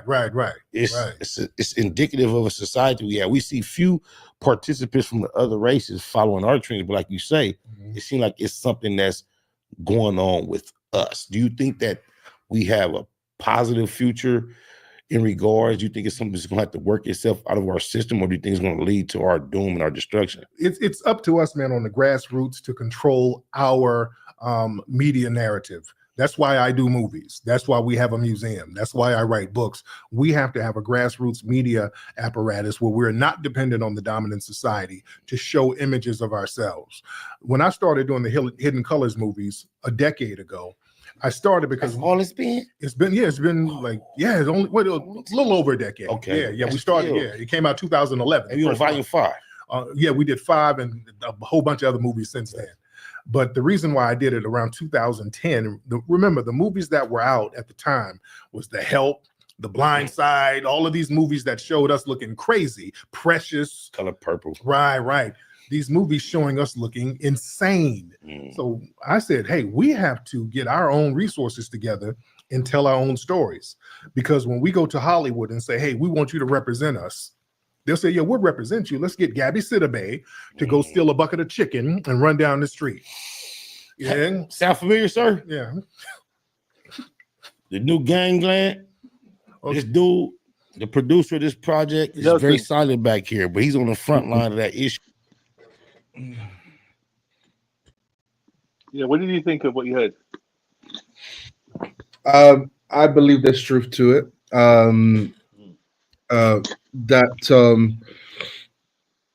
lot of how these women sound and a lot of the, in a sense, is what's accepted. It's how Black people are portrayed in mainstream media. With most of these Hollywood movies and so on, but there's two sides to it. There's is there an agenda to make Black people look a certain way, degenerate and so on and so forth? Yes, absolutely. By the mainstream media, by by Hollywood, by all of these people at the top, absolutely. And I think that agenda doesn't stop with Black people only. It goes all across the board. You got white people that don't know what a woman is or a man is, for example. They're learning this stuff in universities as well. So there is that agenda, but it's also our responsibility. You're not going to fight against this type of stuff by just saying, oh, they doing this. We have to find a way to overcome that, to fight that. And if someone is your enemy is not going to have your best interest at heart. So to wait for them to do something about it is, to me, I think it's nonsensical, it's stupid. You have to do something about it, and you can't expect other people to have your best interest at heart. You have to have your own best interests at heart. Thing he said, he talked about ownership, and he talked about owning. I've got my own movie, whatever, and I want to put you. I personally don't think that's enough. Living in a so-called liberal culture where people think that they have the freedom to be disrespectful, freedom to express whatever ideas they have, however immoral they are. I don't think that's going to go far. Personally, that's my idea. But yeah, I agree with it that a lot of how these women behave and how they talk, it's what's promoted by the mainstream media. This is why I even brought up the fact that Look at the audience. They're listening to her being, I mean, since the show started, since we've been reacting to this woman hasn't finished a sentence without swearing or using the N-word. Hasn't at all. And the entire time, no one in that audience has stood up. No one in that stage has stood up and said, hey, can you please try and communicate with proper English without swear words, without being disrespectful, without, no one, because that's what's accepted. Yeah. So what do you think of what you heard there? I think, just to maybe give a controversial opinion, I think the they doesn't apply here. When he says there is an effort to depict the worst, to present Black culture by white society, which is what he's suggesting. I don't blame white people at all for what the promotion and the amplification of people like Sexy Red, because she signed to a Black label with a Black. Okay, let me just quickly pause there, because what the person that actually, to make it just a quick background, because I've looked into Sexy Red and how she became one. So it is actually a white person that put her on. She was left drifting on a label. Yeah. It was actually a white executive that said, hey, basically schooled her on what to do, and Tarek she had gone into detail and actually named the person that did it. So there actually is a white executive. I remember these labels are owned by bigger labels. Okay. There's no Black label that's owned. They're all owned by bigger. There's only 3 or 4 major labels, and all the other subsidiaries. Yes. So he went into detail about. So in that that's why that she's actually a very unique case in hers particularly. I see what you're saying, because she signed to Gamma Records of Gamma, which is owned by Apple, which is Apple Music is run by what would be a white executive. Right. But I think she has enough Black people around her to say, hey, because she's not like Usher, she's not like other people that are signed to the label. She's a bit more, from what I've seen, or from what little I've seen, she presents the worst representation of well, her label, her image, is really setting the Black image back a little bit, and I think at some point there should be enough influential people around her to say, hey, you know what, there's no need for this pound town or whatever. Just do something a bit more responsible,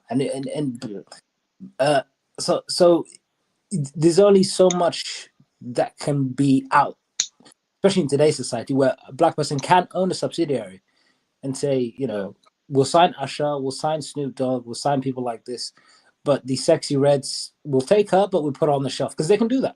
There's a lot of successful artists that work for Drake to Drake's label, who never see the light of day, and they're just put on the shelf. Their music is put on the shelf, and then, but the other person is promoted, and from what I've seen, she's not even that talented compared to other artists.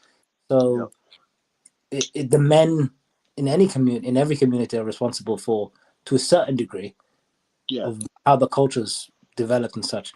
I look at Tariq, what he said. The only thing I don't like that he said was, there's nothing wrong with a bit of ratchet now and again. That's a cop out, I think. But you know, I take from that though, and I would say, just this is my understanding of what he's saying, and this is the point that I make a lot as well. I'm not saying this. I'm not condoning this behavior, by the way. I'm saying in every community in the world, there's ratchetness. Mm-hmm. We have red light districts all in every country. We have porn happening in every country. Has the degenerate. They have strip clubs everywhere. They may have music that glorifies a certain type of behavior. This is not that it happens in every single culture, society, ethnic group on the planet. Yeah. The difference is, whether you like it or not, is not the issue. The issue is those are not promoted as the culture. Yeah. The Chinese have a lot of seedy. If you go to Hong Kong, you know the level of seediness that there is in Hong Kong. And Japan. You have vending machines. That's Japan, yeah. With used underwear in it. Yeah. That men go and take out for their own enjoyment. There's so much seediness in Japan, but it's never promoted as their culture. Yeah.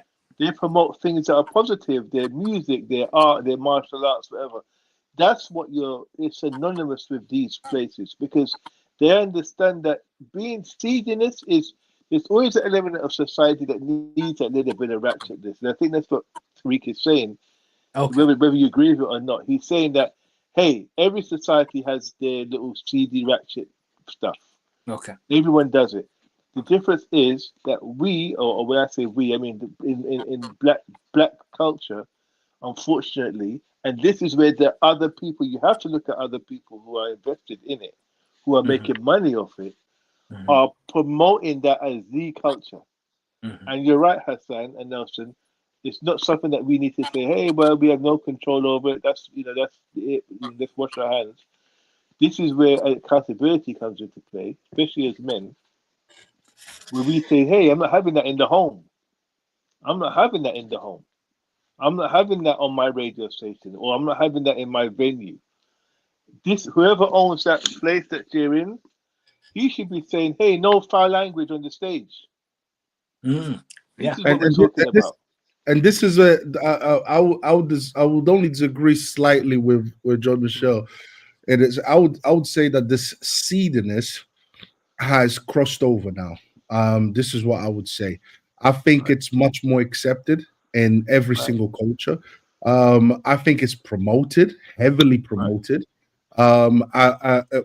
Yes, you know, like the Sexy Red videos can be a bit over the top explicit, but I think when you watch these for example, these other genres of music and white women singing and all of that, they're just as the message is the same. Okay, they might not use a certain accent, a similar accent, or certain swear words and all of that type of stuff, but the message is the same. It's this idea that I can use my sexuality for whatever I want, for money, for whatever. I can do whatever I want to do.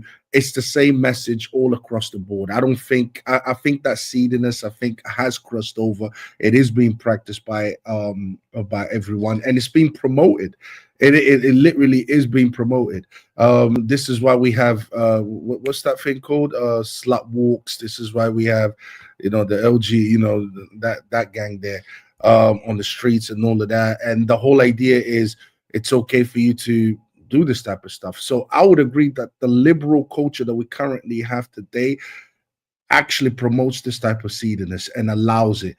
So what if Sexy Red is figure? You can find go to another genre of music, listen to the lyrics, listen to what they say, and you see that's no different. It's just as ratchet. Trust me. Now, in regards to what was I going to touch on? Yeah, in regards to how to beat this liberal culture, I think John Shaw was mentioning it towards the end. He said, you said something, we shouldn't be allowing that. We shouldn't be, but for us to not allow that, we have to have something like a religion that we all kind of, like. It's not Nelson saying it. It's not this person saying it. It's not that person saying it. It's actually. I want you to play something, Nelson, that kind of just to go away with that. There's another video I sent you. It's got the word bishop at the beginning of it. Can you play that one? Yeah, sure. We have to have a higher moral standard beyond us that we all abide by in order for us to fight liberalism. Hold on a second. Which one is it again? Do you know what it's called? Bishop. It's got bishop in there. It starts with bishop. It starts with bishop. Bishop is in the heading. Bishop is in the heading. Yeah. Okay. The guy with the glasses on. You should see it right there. Hold on a second. Oh, Bishop. Yeah. I can just yes. Yeah, play that one. Yeah. And hold on a second. There you go. Because I think this guy really goes into the root. I think maybe the root of it. Okay, let's go. Okay. Seem to live in a world where Not from the beginning yet. You know what I'm saying? Like misogyny. Yeah. You know, so like, but I noticed that. I noticed that it's like getting ingrained in the black community. I don't remember growing up around this disdain for women thing too much. It seems like a new thing in the black community, right? Yes. What is going on? Have you observed this with the young men, like this disdain for women? Yes. Please speak about it and what needs to be done to kind of fix this distortion they have. Well, young men today are turning out to hate women, what they call misogyny. Some from the mothers. When you have a ratchet mother who don't treat you right, she hates her husband, the man that she had the baby with. Okay, women say, "I want a high value man. He got to be 6 foot tall, right? 6-pack and make 6 figures." But these same women are 5'2" and weigh 210 pounds. Low level women want high caliber men. Okay, and so as a result, the man has sex with him, leaves him, so he ain't no good. She's mad at him, okay, so she takes her and got on the young men. The young men grow up with a disdain for women.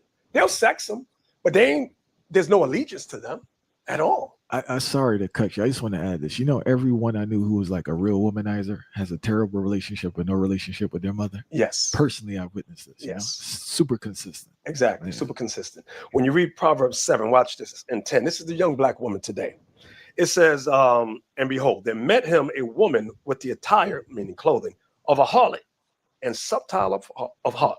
She's loud and stubborn, and her feet abideth not in her house. That's the average black woman today. They dress like hoes. They're loud and stubborn. That's what you see out here with these young women growing up who have not had any etiquette training taught to them. Hold on. You're really saying that's the average woman, and that's the average woman that's presented to public? Can we say that's the average woman, Bishop? We can't say that, Fire. I'll say it. I'll word it this way. We got to reword that. 7 out of 10. I'll say it like we that. got to Say reword 7 out of 10. That sounds like media propaganda. I'm saying, and the reason I say that, even in church, if you go to church, what do you see? The short skirts again, the cleavage, married today, divorced tomorrow.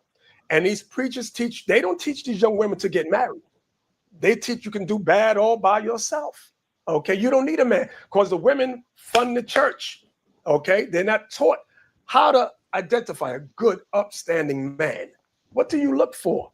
Okay, like watch this. I'm gonna go to Titus. Watch this. This is what's not taught. I'm telling you, it's prevalent throughout our community. Everybody gonna get mad at me, but I don't care. Titus chapter 2. Watch about women, old women first. Titus 2, verse 3. The aged women, that's like 50 and up. The aged women likewise, that they be in behavior as becomes holiness, not false accusers, not given to much wine, teachers of good things, that they may teach the young women to be sober, to love their husbands, to love their children. That's not being taught from these older women. Look at Basketball Wives. Look at Atlanta Housewives. These is ratchet sisters, bro. Fighting. Come on, that's not the type of woman our young women should be looking up to. Okay, so it's a lot of dysfunction in our community. Young women, young men, dysfunction, and it leads to young men hating women, misogyny, and I know toxic masculinity, toxic masculinity, and also the domestic abuse thing. That seems like I know it rose during COVID. What do you think of that? He's being critical of the pastors. I don't know how true that is, but nevertheless, the foundation is set on the Bible. All right, so that's the foundation. So anyone who wants to learn what the Bible teaches, I mean, look where he was reading from. He was reading from the Bible. That's where he was getting his instruction from. He's teaching from. And that's the foundation. Now, if you've got a bad pastor that is not preaching what the Bible communicates or what the Bible teaches, then it's incumbent upon you to move to another church. And this is the problem with Protestantism, is that they've got so many different churches This is not an issue with Orthodox or the Ethiopians or the Catholics. It's not an issue with us. It's mostly an issue with Protestants, because there are so many different churches, and it's something that you find a lot of in America. What I would say, I'm not a Protestant. I don't understand this thing of creating different churches and calling them whatever name, and trying to get people to, because a lot of the time what's really happening is it's like, here's the authority. It's like people leave the church because they don't like the counsel of a certain of a preacher. Okay, all right. You don't think that he's preaching. So guess what happens in the Protestant world? I'm gonna go and make my own church, and blah blah blah blah. So you've got loads of people who, I know enough about the Bible, I'm going to go to the seminar, I'm going to study for 5 years, and then I'm going to go and make up my own church because I disagree with what my pastor was telling me. That is the mentality in the Protestant world. Unfortunately, that's what happens. So, but the thing is, the foundation is the Bible. The foundation is the church history from for 2,000 years. For 2,000 years, and if it's a situation where you feel like the preacher is not holding women accountable, or is not preaching, or is not being faithful to what the Bible communicates, then it's up to that person to go and find a church that does teach that, a church that is not scared of thing, and build on that. But that's up to that person. But nevertheless, nevertheless, the Bible is the foundation. And if once you take away the Bible, then liberalism wins, because guess what? There is no authority higher than ourselves. We are our own we are our own gods, so to speak, because no one can tell us, what to do anymore. Because guess what? The problem with people not listening to, not having the Bible as a moral authority, or not having a certain church as a moral authority, is that you're going to end up making up your own morals as you go along. And once that happens, you can't tell another black man or another black woman or another whatever, what to say and what to do. So what foundation are we going to build this black community on? That's the real question. How are we going to decide what is right and what is wrong? How are we going to say what Sexy Red is doing is wrong, or what this other person is doing is right? How are we going to define that? Because the way I define my rights and wrongs comes from the Bible. And if so, and the thing is, if someone is not following the Bible, if someone is not being true to the Bible and what the Bible teaches, it's usually very easy to see. It's easily, certain things that can be a bit difficult, certain doctrines that, we can debate the doctrines. But when it comes to certain moral codes, for example, not be promiscuous, like, it's easy. The Bible, there is no, there is no mystery around it. The Bible is very clear. Sex outside of marriage, but it's a sin. Why is it a sin? Because it causes all the problems that we can see in society. So the Bible is very clear about these little things like sex outside marriage, same-sex marriages is a sin, and so on. It's very clear about these things. So that's the thing. If it's not the Bible that we're going to build our foundation from, our moral foundation from, then what are we going to build it on? And I propose that if you're not going to do it through the Bible, then you're going to build it on yourself. And if you're going to build it on what you think is right and wrong, guess what? You can't tell another person what they think is right and wrong, because they might have something, they might disagree with you. They might say, you know what, I'm sorry, but you see it that way, but I don't see it that way.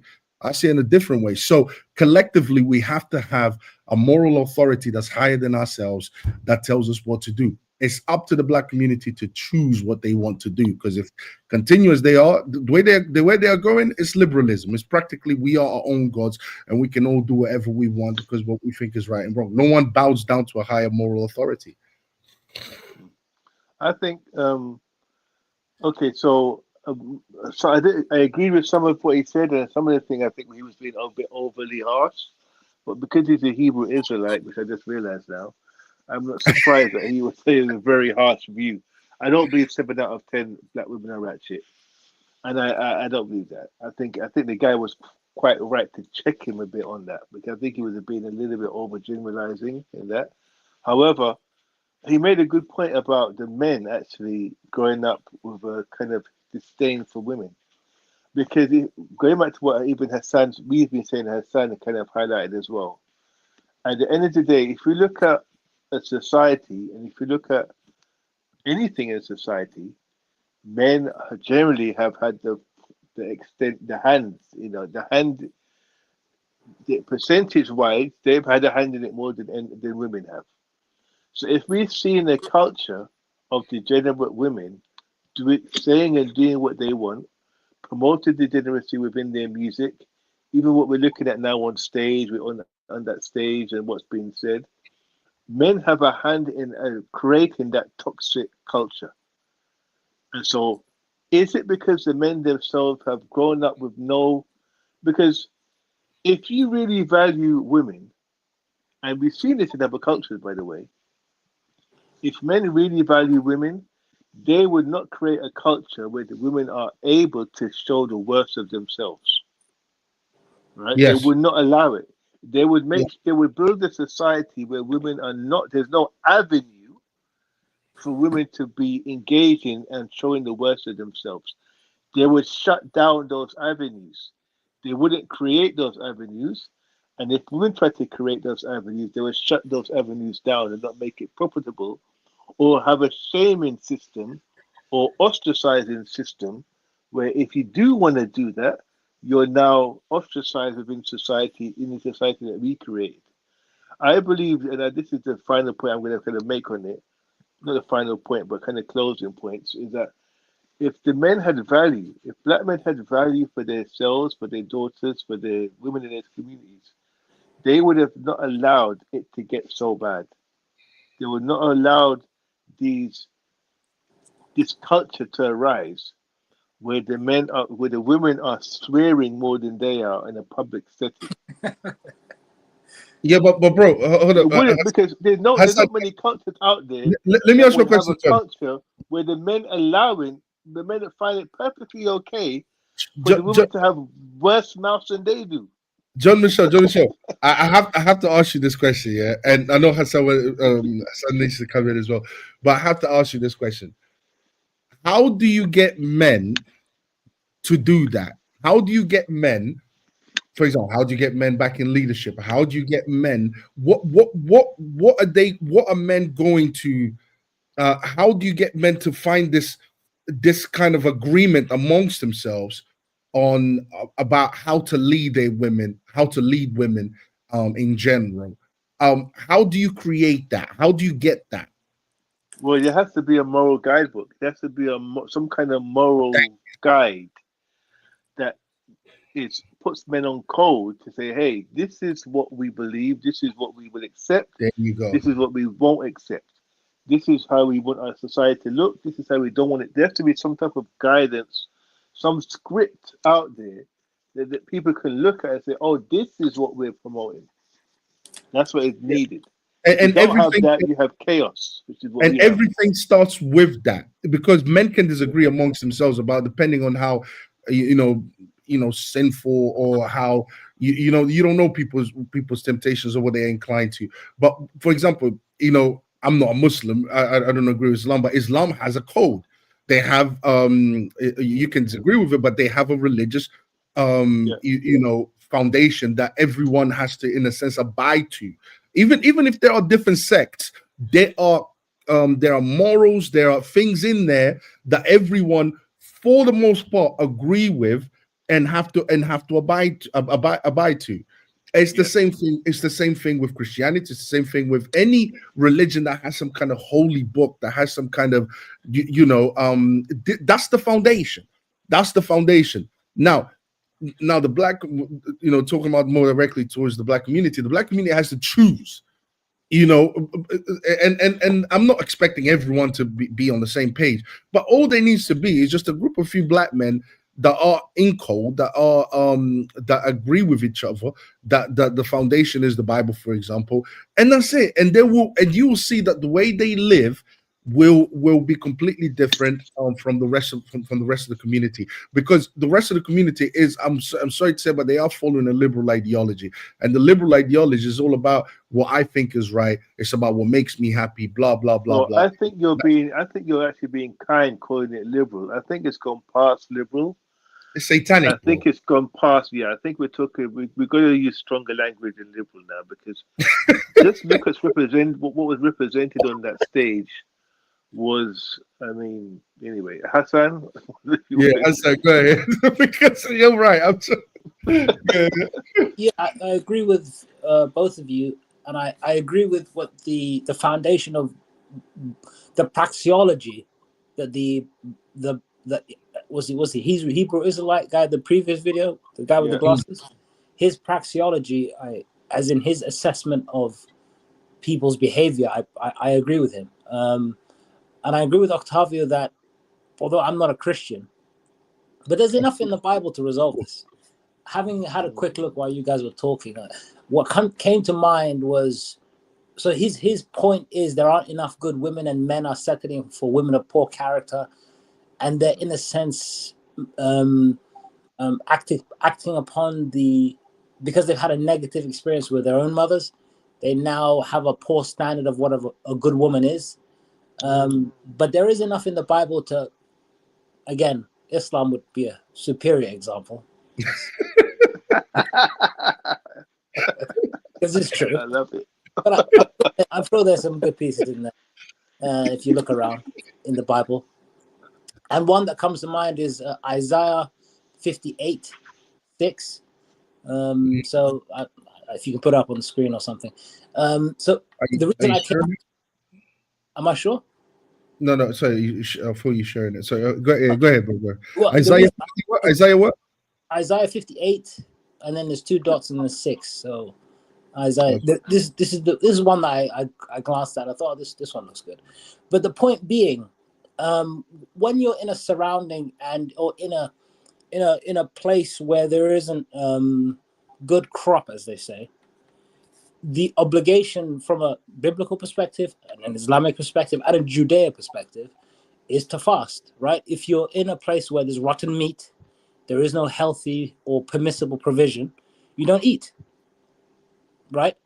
And that's the situation I think some men have to accept, rather than going for the cheap option of, well, she can give me sexual gratification, and if she happens to be pregnant, I can just run away and leave her with the kid and whatever, right? It's better for you to fast and abstain, and then when you abstain, reward will come to you and you'll be far more motivated to find a good woman. It ultimately, in this aspect, not in all aspects, but in this aspect, the collapse of women's behavior is upon men, and it's men's inability to say no. I'm not tolerating this. I'm not interested in behavior. I'm not interested in sitting on stage with a woman with her legs wide open and talking to me like she's a man or whatever, or another woman telling me, show me your roster or whatever. Who are you? We either married or we're not. We have no business dealing with each other, and I will entertain this any further.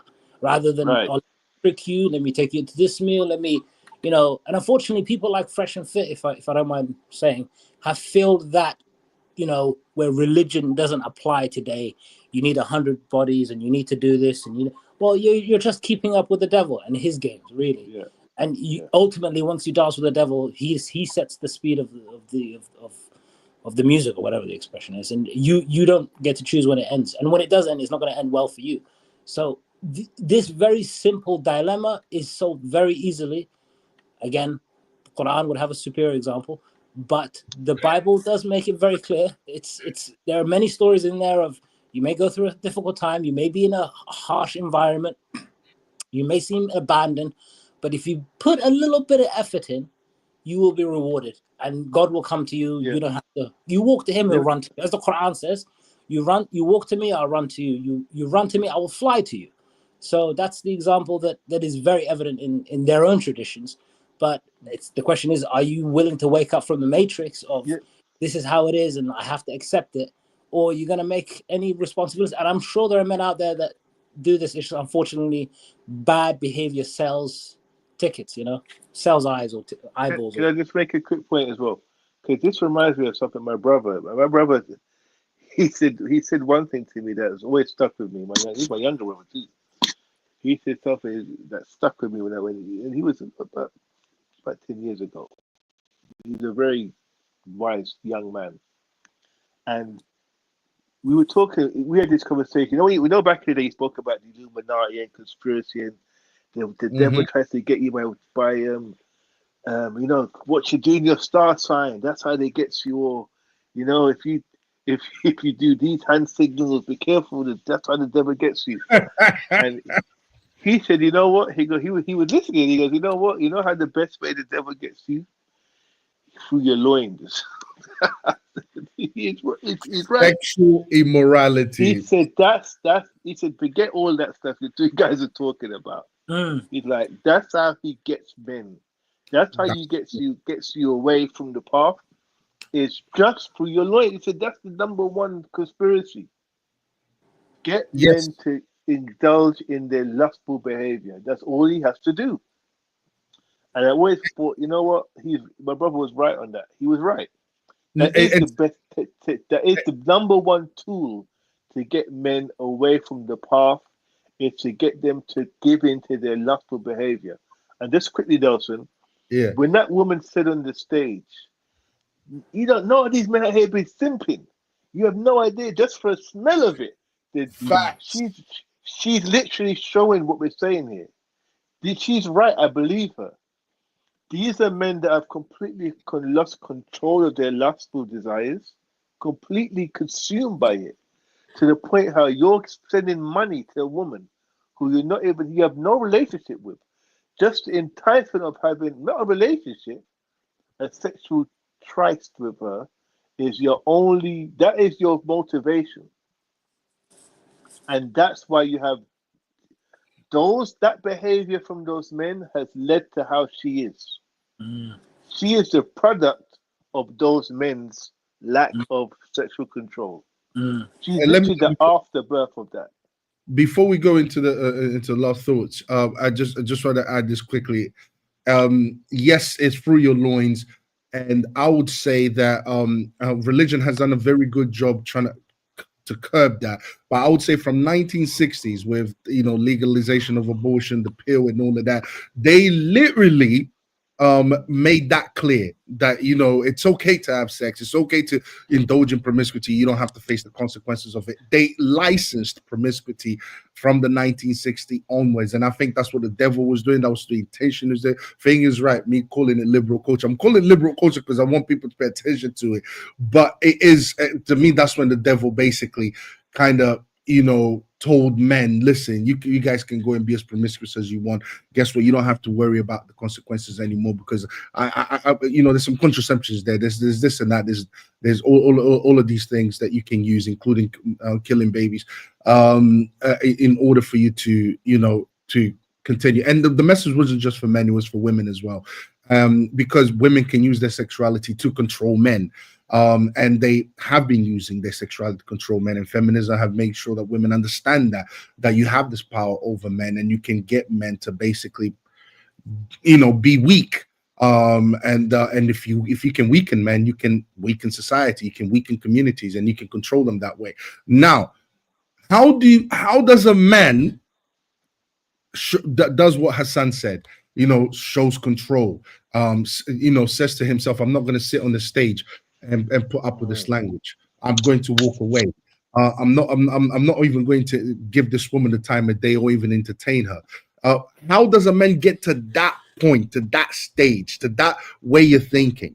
This is why I say this is where a higher moral authority, like Christianity, of course, is superior religion, but this is where the higher moral authority comes from. This is where God comes from. This is where religion comes from. This is where, because that's the only thing that will let a man, I'm sorry, as far as I can see in society, that's the only thing that will help a man, kind of say to himself, oh, have these standards. Why do I say that? Because when you read what it says in the actual book, it tells men to not be promiscuous. It tells men to not to put up with the type of behavior that those men on those stages, on that stage were putting up with and were allowing. Aside from Antoine, because Antoine actually, he did hold them accountable. So it's the only thing I can see is a book. Okay, you don't want to believe in the Bible, cool. Okay, do you have something, an objective moral high authority, moral authority that tells you to not be promiscuous, that tells you to think. I'm not talking about, you know, what you believe in your heart. I'm not talking about according to your feelings. Do you have a higher power, a deity that will hold you accountable if you do these things and you actually believe in this higher power? And it does tell you that promiscuous is bad, but being promiscuous is bad. It does tell you, regardless of how much you want to engage with it, it does tell you all of these things. Do you have something like that? And I'll put forward that most men don't. Aside from the Bible is the only book that I see out here that says promiscuity is evil. You shouldn't be doing it. You shouldn't engage in it, and how women should behave, how women should be, how men should be, and how, you know, and so on and so forth. For the most part, men don't have that moral foundation. But that, yeah, I'll just leave it at that. Guys, final thoughts, man. Yeah. Go ahead, aside that. Final thought. I'll do final thoughts. I'll add to what you said. I'll do final thoughts. I agree with you 100%, but obviously the Quran has more detailed examples than Islam.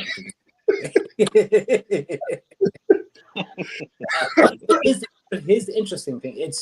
It's that once you walk down that path and try to say enough is, when you say enough is enough, I'm not tolerating this. I'm not playing this cat and mouse game. I'm not playing this game that is a downward spiral that ends in men, you know, acting like women and women acting like men and just competing in degeneracy, although I'm not a fan of that word, but it is a common term people use. Once you go down that path and say, no, I'm not interested in this. I'm interested in going down that a more morally consistent path.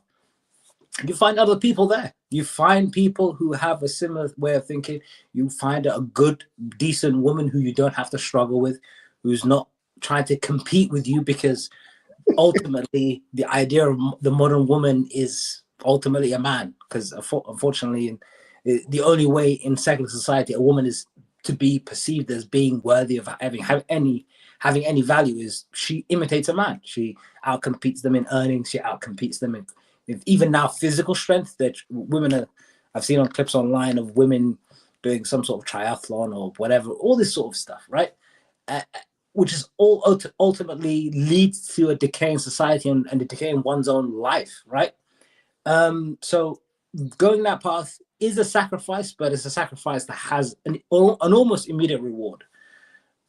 Final thoughts, it all comes down to the men. Wherever you find a rambunctious, inconsiderate, unworthy of marriage woman, there's a man that's behind her who's like a child, a man who's just maybe her adult son in any other way of measuring it. So it does come down to the men. The men should take responsibility by sometimes just saying, no, I'm not interested in entertaining you, in competing with you. You go live your life. And if you happen to die alone, well, that's on you. That's my final thoughts. Yes, John Michelle, go ahead, man. Yeah, it's just basically echoing what you guys have said. The root of all this stuff, and the more you really think about it, it really is the men. It's men that have, and that statement that she said, of all the nonsense that she said, that really stuck home for me when she said, when she screamed out to the audience, "You may not here be simping." Facts. And just for a smell of so and so, that really hit home, because it showed you what we're saying. We've all of us here are saying that it's the men, it's the treatment of men that has led her to be that obnoxious and basking in it. It's because of men. It's because she still, no matter how much she swears, so no matter how much she uses the N-word, no matter how much she shows complete disdain and disrespect for particularly black men, she'll always get attention from black men. And until that changes, nothing will change. Until she gets ostracized, until people say, look, we won't even engage with you. We won't sit on the stage with you. We won't even talk to you. We won't even acknowledge you. Until that happens, nothing will change. Because there's no reason for her to change. And so apart from some higher moral value that you can point that she may understand or may not or may be interested in, there's no reason for her to change. In terms of relationship reasons, there's no reason for her to change. She will still get men and she will still get treated well by men. So why should she change? So until that changes, nothing will change. And that really, I can't really add any more to that, to be honest. That's the root of the issue. Yeah, my final thoughts. I would just say it's the reason why I think we are putting more blame on the men is solely because men are the leaders. Now, are men susceptible to temptation just like women are? Yes, of course. We're human beings. We all are. When it comes to moral weakness, we can be just as morally weak as a woman can. So. Now, why the blame? Why put the blame on the men? Well, because men are the leaders. Men are. If society is going to change, men will have to change in order for that to happen. Women are the followers. Men are the leaders. And that's just the way it goes. This is why I think feminism attacked men. They attacked men for women, but the whole idea was to weaken the men. Because once you do that, you can control them easily. But that's all I would say. That's the reason why I say put most of the blame on men, because men have to change. Now the real question is how do men change? What will inspire that change? And this is a conversation that a lot of people don't want to have, because to face that is to hold themselves accountable. The only thing that can change men to become morally respectable people or morally respectable human beings, I'm sorry to say, is God, is that objective reality, which is God, is of religion. That's the only thing that can change men. In my case, it's Christianity, it's the Bible. That's the only thing that tells you that promiscuity, because everything else in society tells you that you should explore, go out there, sleep with them. Those women were literally shaming Anton for not trying out more women, for not being, for not having a roster. They were literally shaming him for that, because guess what? That's what society promotes. It promotes everything contrary to what the moral foundation, the Bible, basically tells men to do. So how do men become that enlightened? How do men become the type of men that will walk out of that stage, that will check those women on that stage, that will tell them what, in a sense, Anton was doing by calling them godless? By calling them godless, by telling them you have low standards. What makes a man have that conscience, that that enlightenment, that moral superiority is, I'm sorry to say, the only thing that can change a man to that level is the Bible. That's what I would say. So and until men go back to that, they are going to keep falling. They're going to be victims to everything that the satanic liberal society promotes. They're going to keep following that, and as long as they're going to keep following that, guess what? It's what your brother said, John Michelle. You want to get men is through the loins. And that's what's happening. That's what's happening. This is what we see. That's why she said that men are simping, just to smell that. This is how bad it is. This is how degenerate men have become. But anyways, that's my final thoughts, guys. Just wanted to say thank you, guys. Listen, I wish we could have covered the entire video, but most of the video pretty much goes the exact same way. But yeah. Sorry, Hassan, you saying something? Can I add one more line? Just one more sentence? Go ahead, bro. Okay.